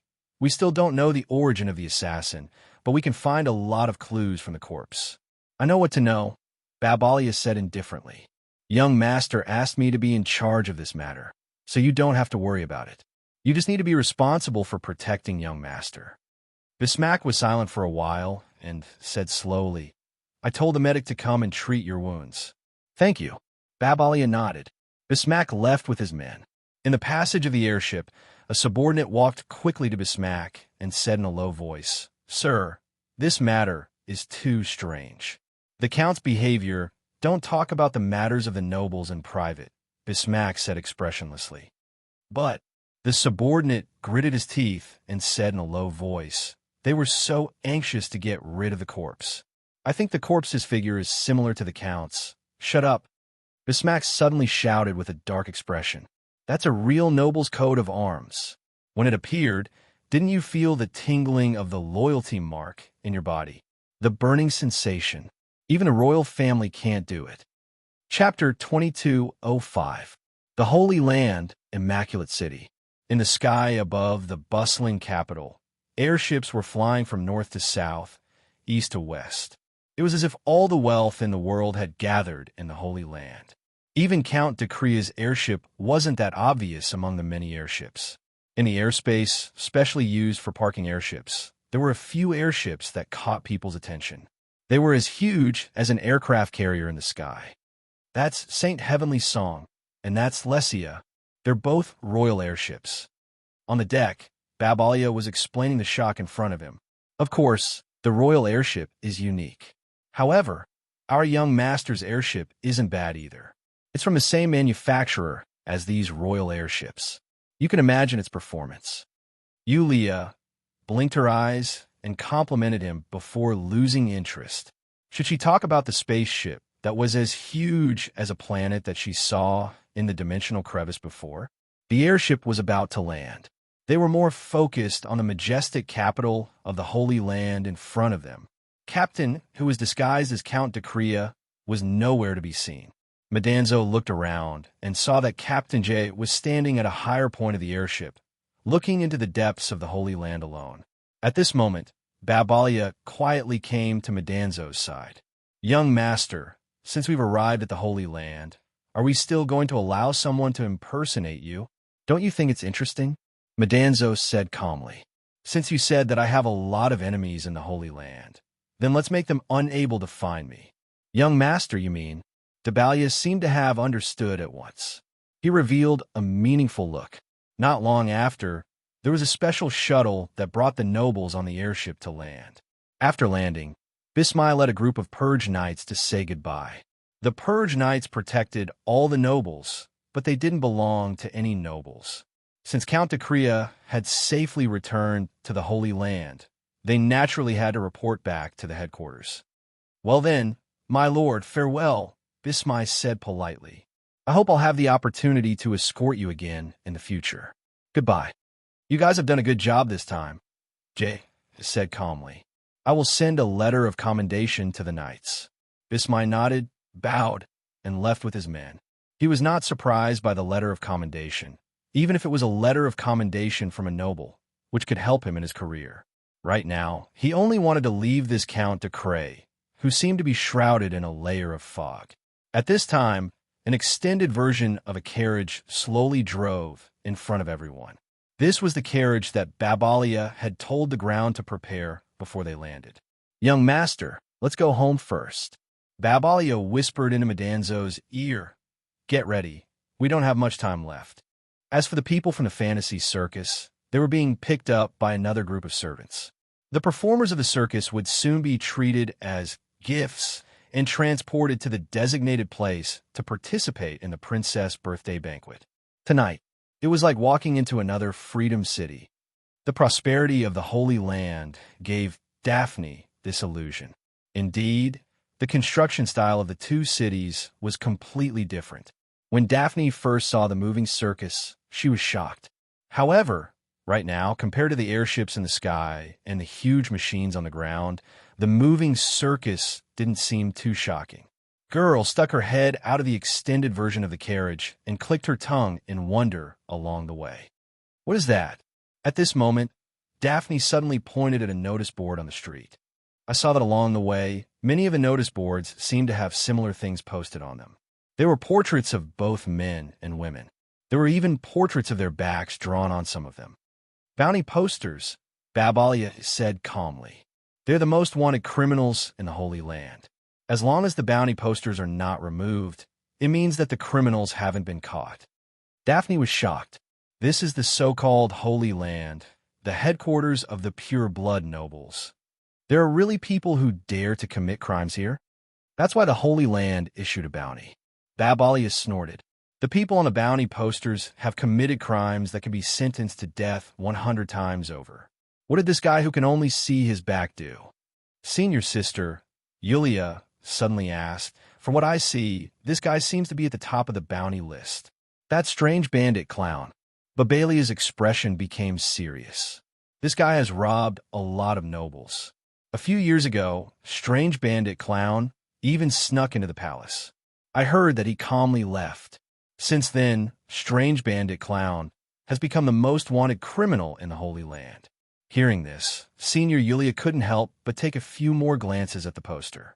But at this moment, she discovered that Kalyana, who was afraid of being restricted in the corner, suddenly had stars of worship in her eyes. She was unable to move her eyes away from the poster of strange thief clown. She moved closer to Kalyana. "Idol?" "Yes." In the headquarters of the Purge Knights, Bismay walked slowly with his helmet in his hands. He had just reported to the Purge Knights, and because he was willing to complete the mission, he was given 3 days of leave. However, this leader of the Purge Knights didn't seem to be very happy. Even when he saw his colleagues greet him, he was indifferent. "Hey, Bismay, I heard that you successfully completed the mission and came back. Why do you not look very happy?" A man who was also the leader of the Purge Knights came over and greeted him. Bismay subconsciously frowned and looked at this person who was walking over enthusiastically. This was a person who would put white eyeshadow on his eyes. "Balam." Bismay nodded. "You're back too. I just completed an escort mission." The man with white eyeshadow chuckled. "A noble lady. It was a bit boring on the way. How about you? I heard that you were escorting a count this time. Did anything interesting happen on the way?" "Nothing special." Bismay shook his head. "Speaking of which, when did this Balam join the Purge Knights?" From what he remembered, he was suddenly promoted to leader a few days ago. Then, he quickly got familiar with everyone. It was mainly because this guy was too good at chatting. "By the way, Bismay, do you have anything to do tonight?" Balam suddenly asked. Bismay said indifferently, "I just got 3 days of leave. There's nothing much to do. However, if you want to invite me to drink tonight, I'm afraid I can't. I plan to meditate for the next few days." "Of course, it's not drinking." Balam smiled mysteriously. "It's going to banquet. It's the Queen's birthday banquet. Are you interested?" "Her Royal Highness banquet." Bismay was stunned. "Why would they invite you to a banquet of that level? It's a complicated security job." Balam chuckled. "Of course, the main force is the Royal Knights. We are only in charge of guarding the periphery. It just so happens that they are short of a few people, so I signed them up. How about it? Are you interested in me going with you? Bismai, I feel like your words are very reliable. Bismai's eyes flashed with a hint of surprise. This guy should have just promoted not long ago, right? He pondered for a moment, and under the persuasion of the Balam Knight, he reluctantly agreed. The Purge Knight could only be a leader, but with his background, he was already at the end of the line. If he wanted to go further, he would have to find another way. Perhaps the Queen's Banquet would be a rare opportunity. There was no need to think about becoming a pure-blood noble in this lifetime, but there was still the conferred noble. Although they couldn't enjoy absolute privileges, they were already at the top of the hierarchy that normal people could climb to besides the pure-blood noble. There weren't many pure-blood nobles. Even the Holy Land, pure-blood nobles were still rare. In the Holy Land, there were more bestowed nobles who were vassals of the pure-blood nobles. I heard that Her Royal Highness might choose a partner during the banquet, Balam said jokingly. Maybe Her Royal Highness will like you. Bismai rolled his eyes. It was impossible for a pure-blooded noble to marry a commoner, let alone the royal family, which was even more prestigious. Her Royal Highness isn't someone that can be easily accepted, Bismai replied coldly. I'll go prepare. Call me when it's time. Okay. Balam waved his hand enthusiastically and watched Bismai leave with squinted eyes. The manor was located in a corner of the Holy Land. Although there weren't many pure-blood nobles in the Holy Land, it was still very lively when all of them appeared. Besides, the carriages of the pure-blood nobles were the luxurious and extended type. They walked down from the carriages one by one. It was obvious that they had put in a lot of effort into dressing up. However, Count de Crea seemed to have a lot of people with him tonight. Captain A is fine, but the others? Babalia muttered in dissatisfaction beside Madanzo's ears. Young master, you're too lenient with these people. Madanzo was a little annoyed by his tiring words. She said calmly, Are you teaching me how to do things? Babalia's expression changed slightly. He lowered his head and didn't say anything. Madanzo said, Don't you think that he's very suitable for this kind of occasion? She was talking about Captain J, who was pretending to be Count de Crea. At this moment, the captain was walking calmly in the banquet hall. Even if some of the nobles who were familiar with Count de Crea came up to greet him, the captain was always able to easily deal with them. Indeed, if I didn't know that he was, I would have thought that he was a real count. Babalia nodded helplessly. Madanzo suddenly said, But he's still an imposter. He has to have someone by his side to remind him. Babalia, keep an eye on him. I'll be back soon. Young master? Babalia was shocked. But Madanzo was nowhere to be seen. There were so many people in the banquet hall. How could he see her? Not only was Madanzo missing, but Yulia was also nowhere to be found. Only Caliana and Daphne were following Count de Crea obediently. The Count only had 2 female companions by his side. As a deacon, it was a normal arrangement. It wasn't that eye-catching. Where are the people from the circus arranged? Captain J suddenly asked. Babalia said calmly. As a gift, of course, it's placed in the place where the gift should be placed. Later, you just need to present it to Her Royal Highness at an appropriate time. Remember, don't cause any trouble for the young master, or else. Count de Crea was looking behind Babalia. Babalia subconsciously looked back. It was as if a star had appeared in the crowd. Everyone looked sideways. It's His Royal Highness Cicero. Babalia was shocked, but Captain J had already forgotten about the Star Prince and was walking towards him. Babalia subconsciously wanted to stop him, but it was too late. You really eat wherever you go, huh? Madanzo looked up. Senior, Yulia, was floating above with a plate full of food in her hand. Senior naturally had her reasons. If I don't eat more now, when I'm hungry later, no one will care if I've eaten or not. The audience will only care about the protagonist. For a 5th or 6th tier supporting character like me, no one will care if I find the toilet or not even if my stomach hurts. Using the opportunity of holding half of the Book of Gaia for a short time, they knew that everything in the page world would be shown to the residents of the City of Freedom through the eyes of the people who were placed in the page world. Of course, The world seen through the eyes of the characters had its own limitations. For example, if the residents of the City of Freedom chose Celia's perspective, it would be difficult for them to know what Madanzo was doing behind their backs. There should be a lot of people who chose Yulia, right? If I can win all the way, I'll be giving them hope, right? Someone's coming. In the corridor, a few pretty maids were holding their skirts and walking quickly. They seemed to be discussing, looking for something. We haven't found anything here. It's already so late. Where did Her Highness go? She hasn't changed her clothes yet. The banquet is about to start. We can't let the guests wait. Should we ask the chief steward to arrange some activities to liven things up?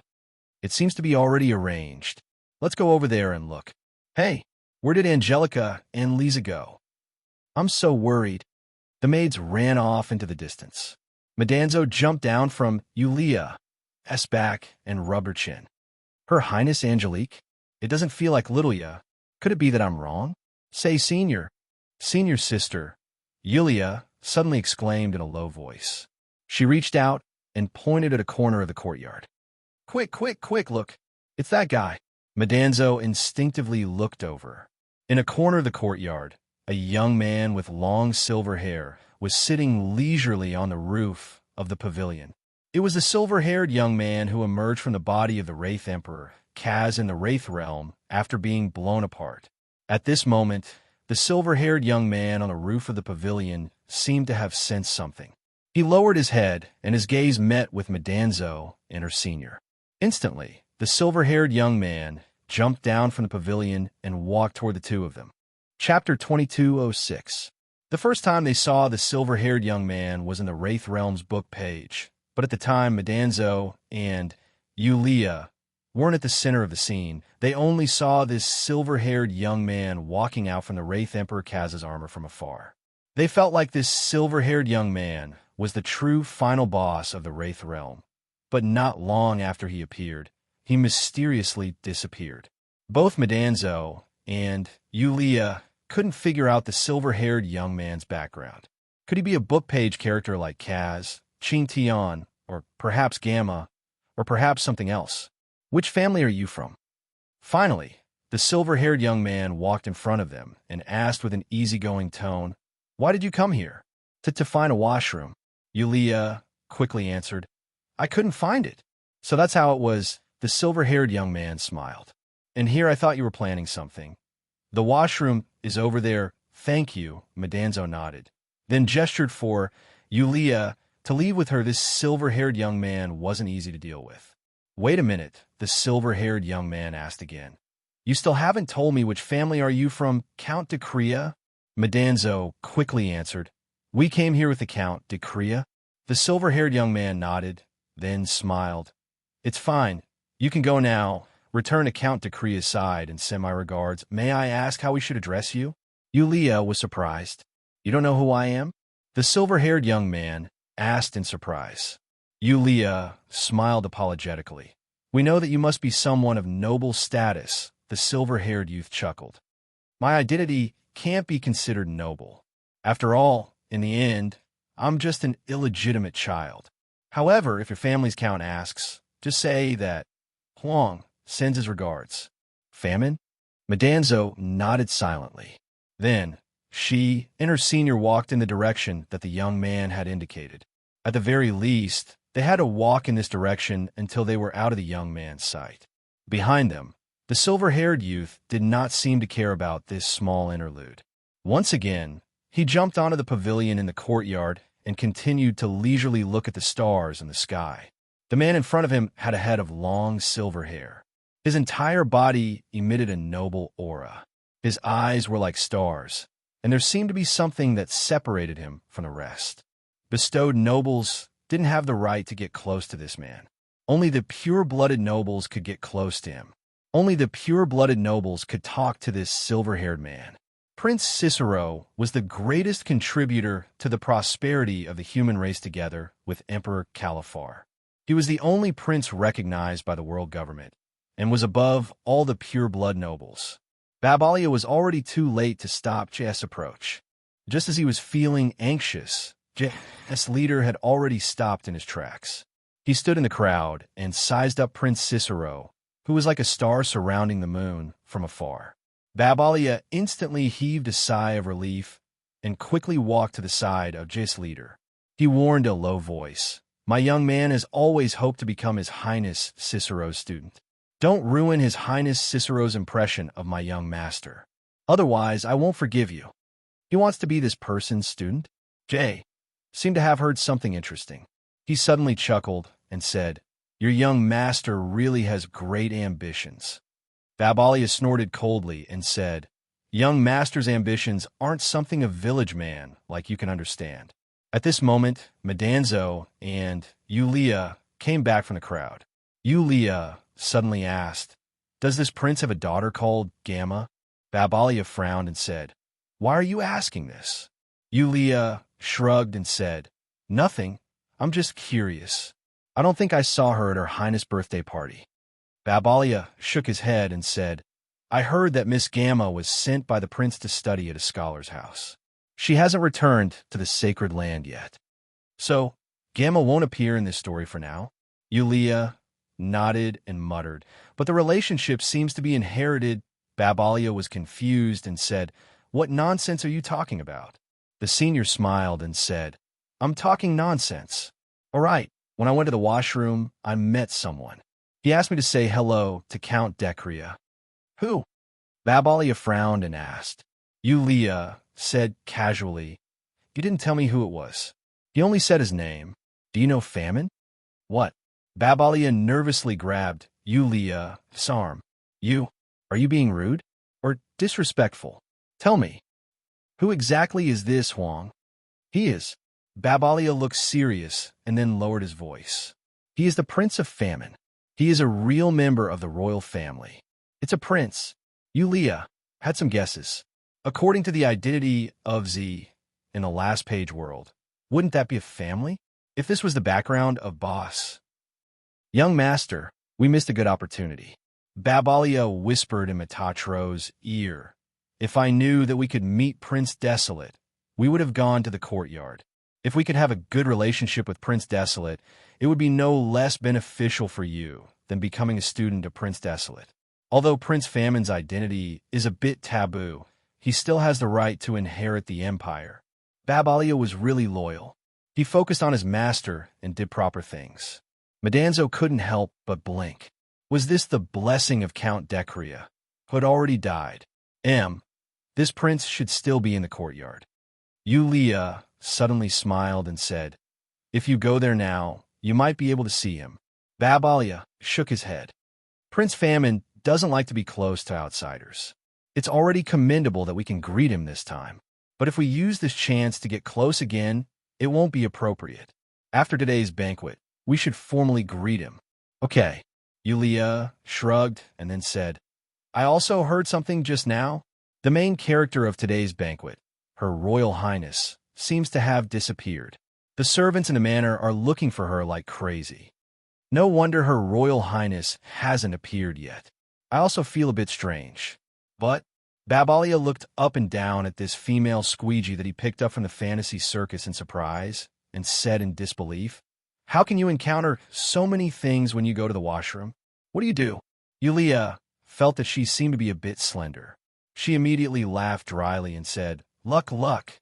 Suddenly, an exclamation sounded in the banquet hall. "He's here. He's here, Dash." At this time, the crowd had already emptied out.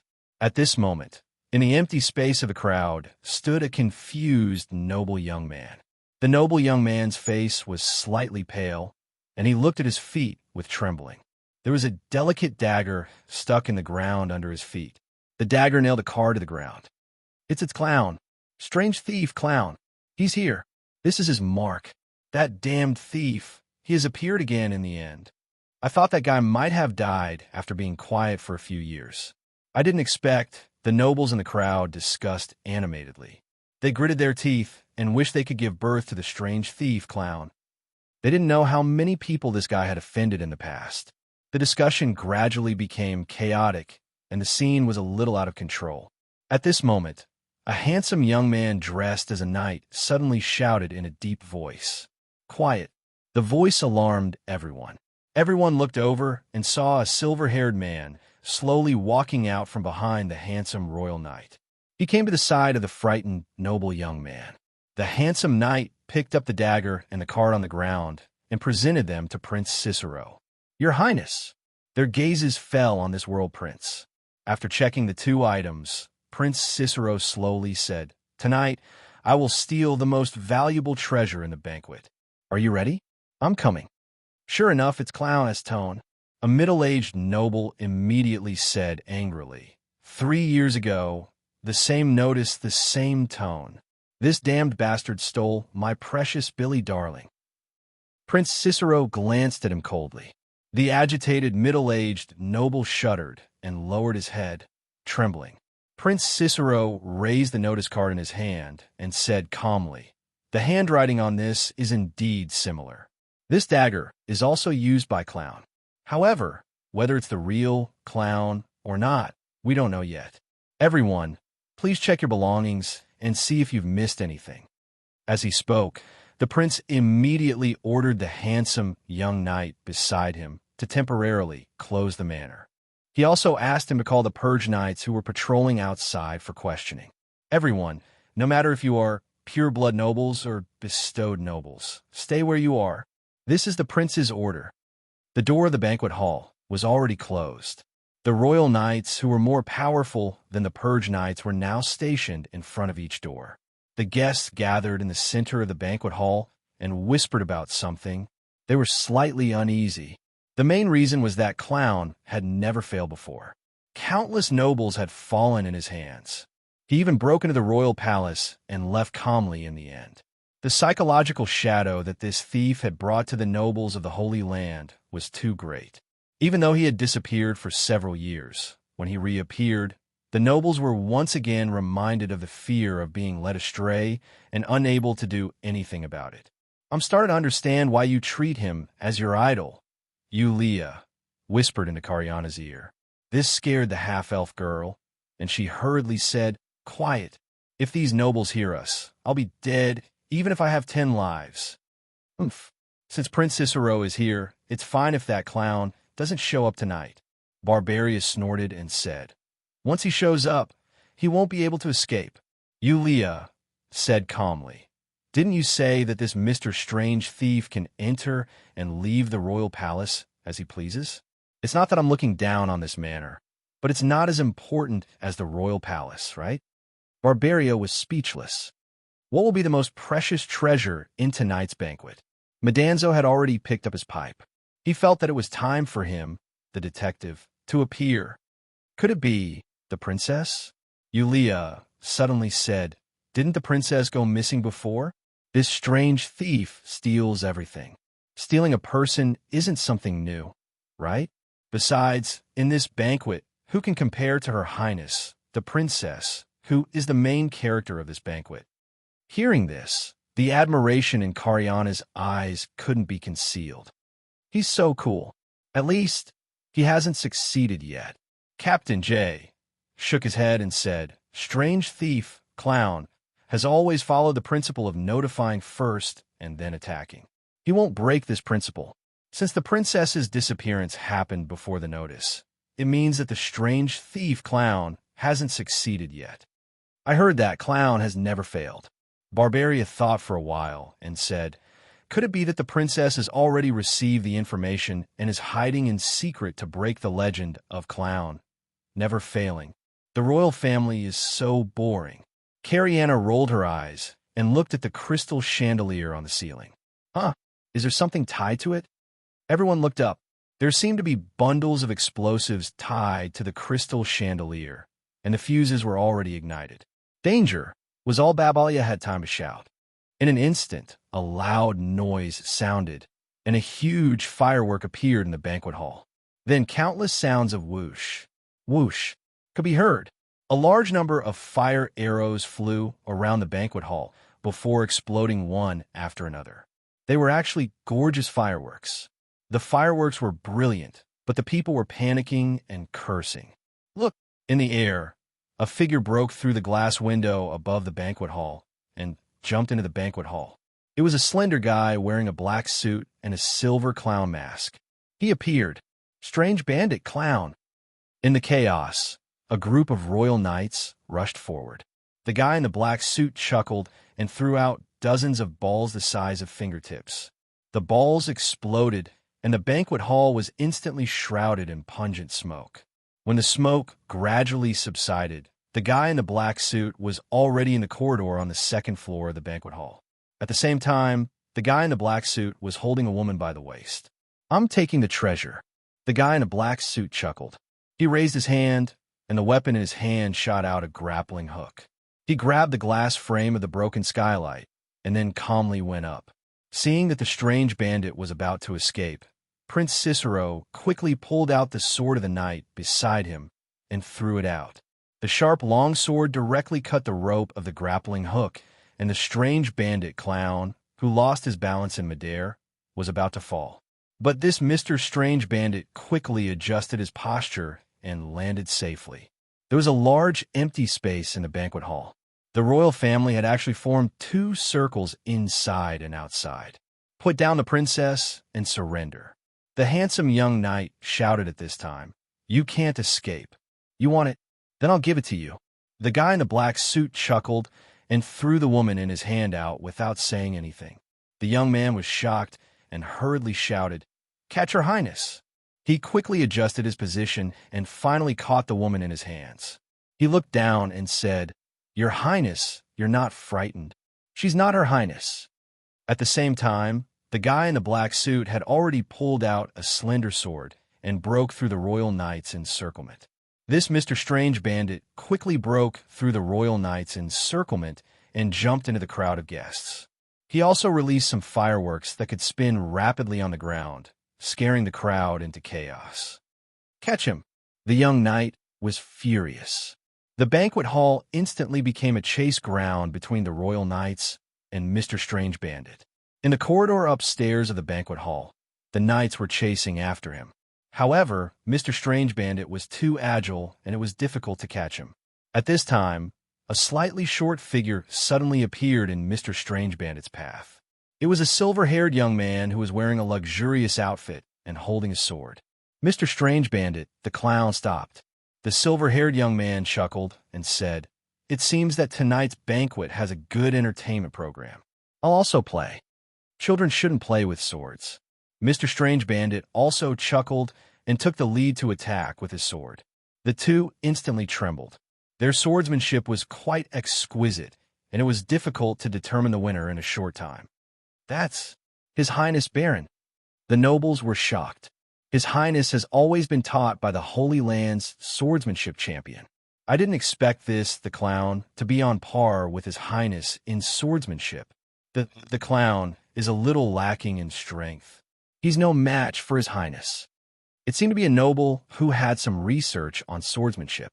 At this moment, something seemed to flash by, and the next moment, Prince Baron's sword was directly knocked away by Mr. Strange Bandit's long sword.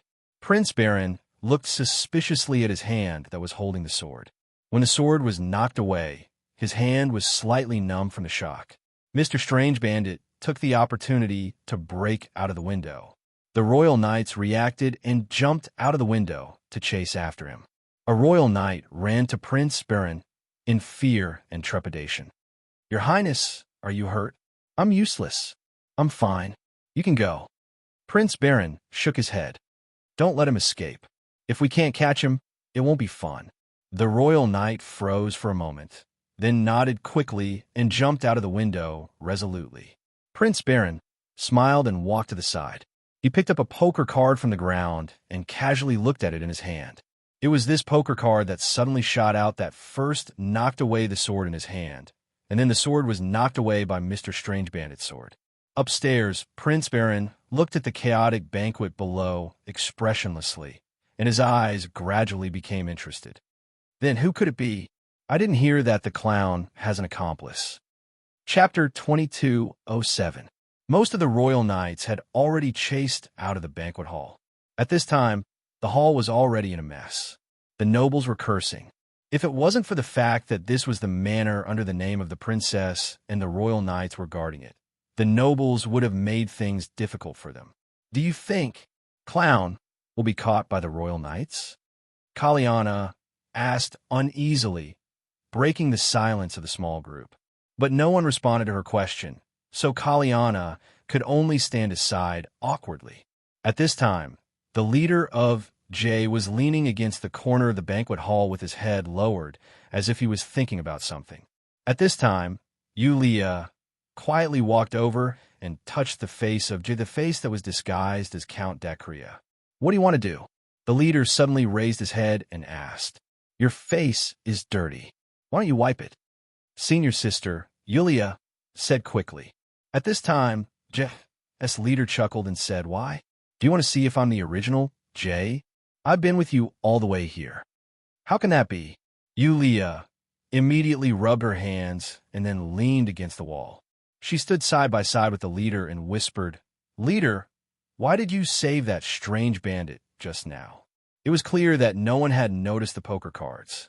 The leader was not surprised that he was discovered and said indifferently, "I didn't save that guy in black." "Not to save him?" The senior frowned and asked in confusion, "Then why?"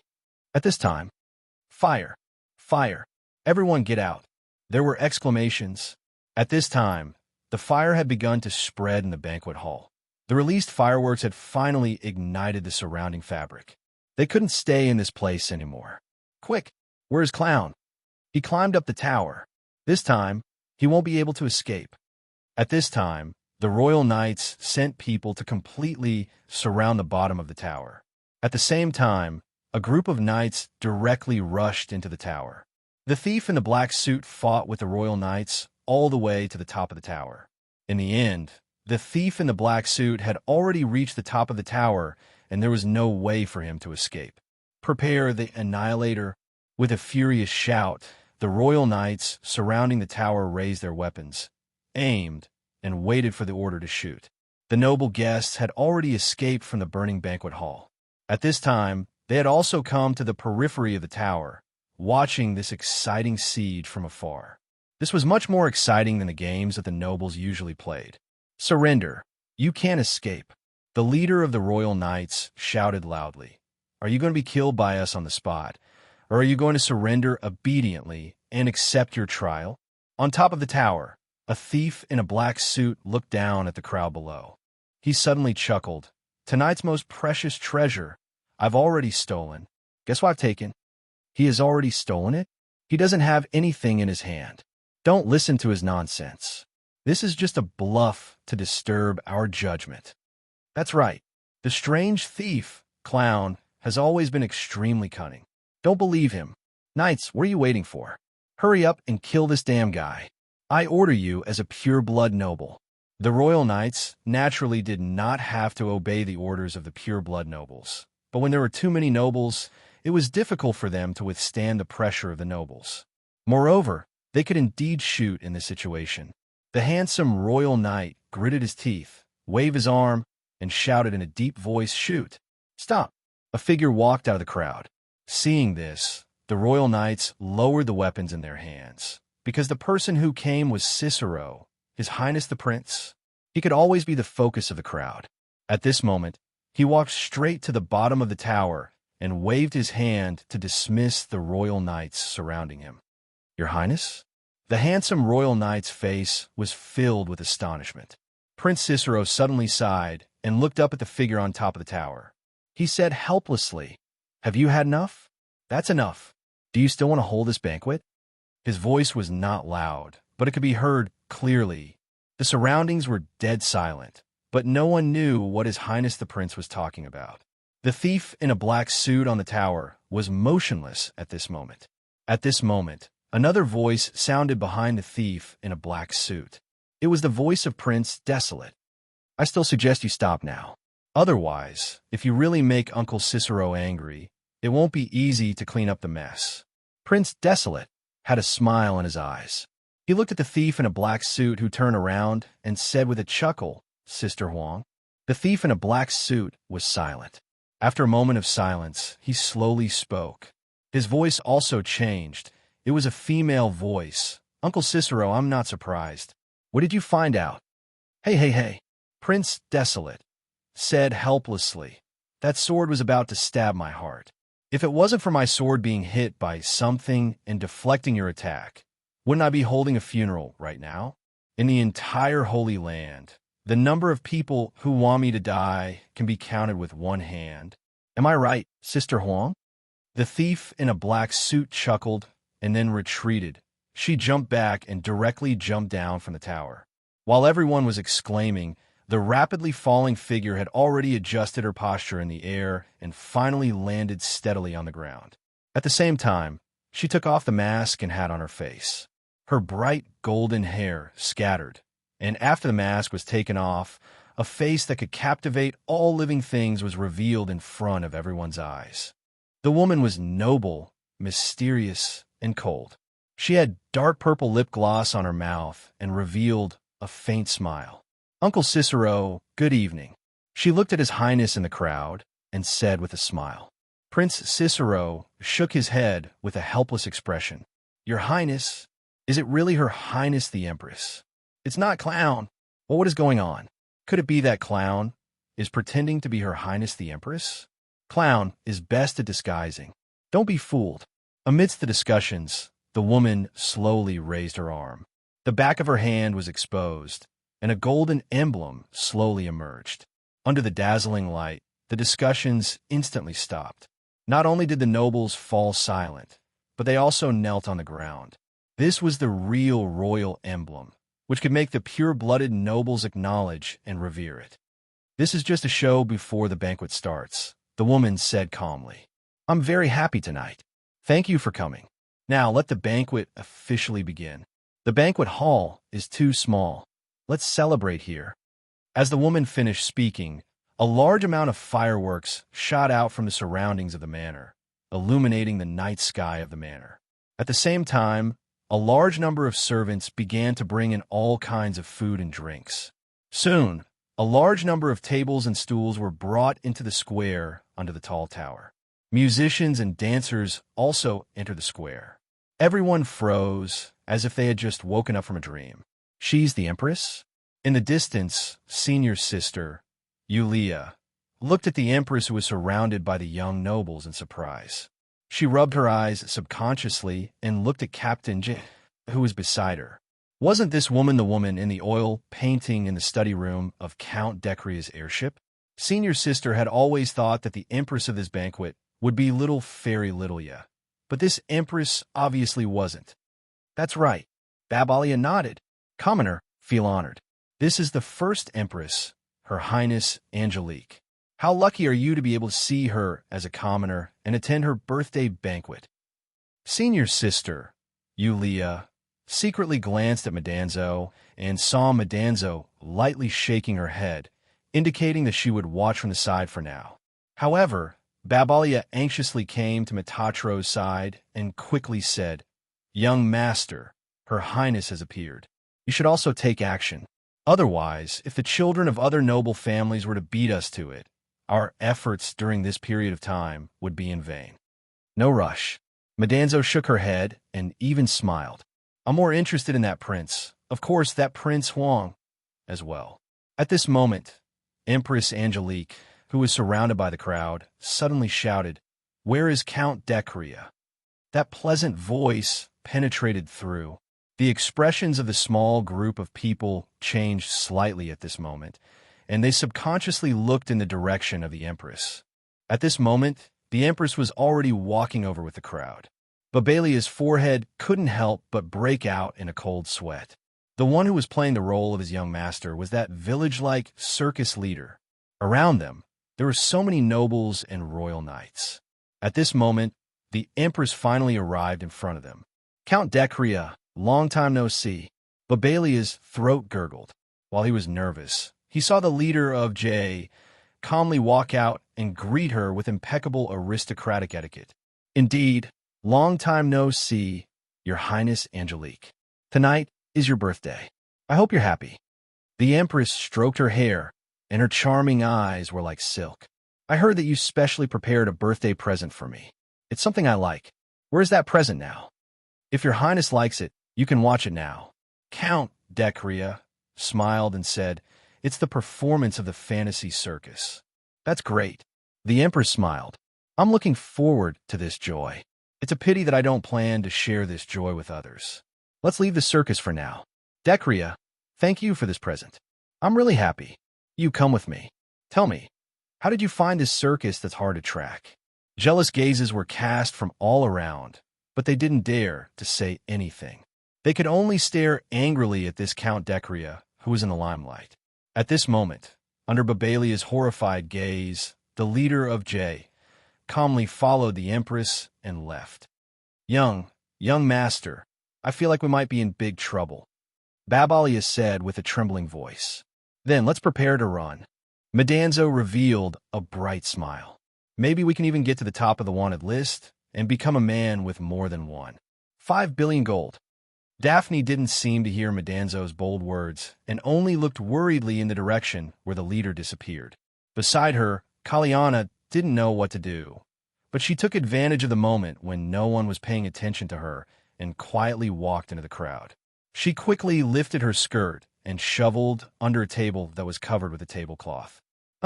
Where's Ms. Yulia? Daphne finally retracted her worried gaze, only to discover that the mysterious Miss Yulia had disappeared without a trace. The leader of J was waiting outside a room. After a while, the maid in the room opened the door and walked out, indicating that he could enter. The maids in the room had been cleared out. At this moment, only the leader of J and Empress Angelique were left in the room. Her Highness the Empress was currently lying on a recliner. She had changed out of her black formal attire and was currently only wearing a low-cut black dress. The leader of J stood quietly and seemed to be indifferent to the stunning beauty in front of him. Her Royal Highness chuckled, stood up, and slowly walked over barefoot. Her Royal Highness put her hand on the captain's shoulder and walked around him. Then she smiled and said, "Tell me, how did you find the fantasy circus troupe? Tell me everything in detail." The leader of J said, "Before we start, can your Royal Highness answer a question of mine?" "No," Empress Angelique said indifferently. "After all, you are not the real Decree. That guy wasn't as calm as you when he saw me." The leader of J asked curiously, "What did he look like when he saw you?" The Empress laughed amusedly. "What did he look like? Let me think. Well, although he tried very hard to restrain himself, he was actually more like a male dog in heat. Of course, I don't mind keeping some strong dogs around me. After all, they can bite people. Your Royal Highness, aren't you afraid that I will plot against you?" The leader said softly. "Cicero is right outside," said Lucien. The Empress said calmly, "If you want to die together with me, you can do whatever you want. That guy is indeed difficult to deal with." Mr. Regiment Commander slowly let out a sigh of relief. Then he reached out and slowly tore off a piece of skin from his face. Outside the room, the senior sister's pupils began to contract, and she concentrated. "I'm so nervous. I'm so nervous. Yeah, I'm so nervous. Don't be noisy." The senior sister subconsciously turned her head in horror. A harmless, smiling face appeared in front of her. He even put his finger on his lips to signal her to be quiet. "Prince Huang, Shoo." Prince Huang said with a smile, "My sister Huang's ears are very sensitive. Be quiet.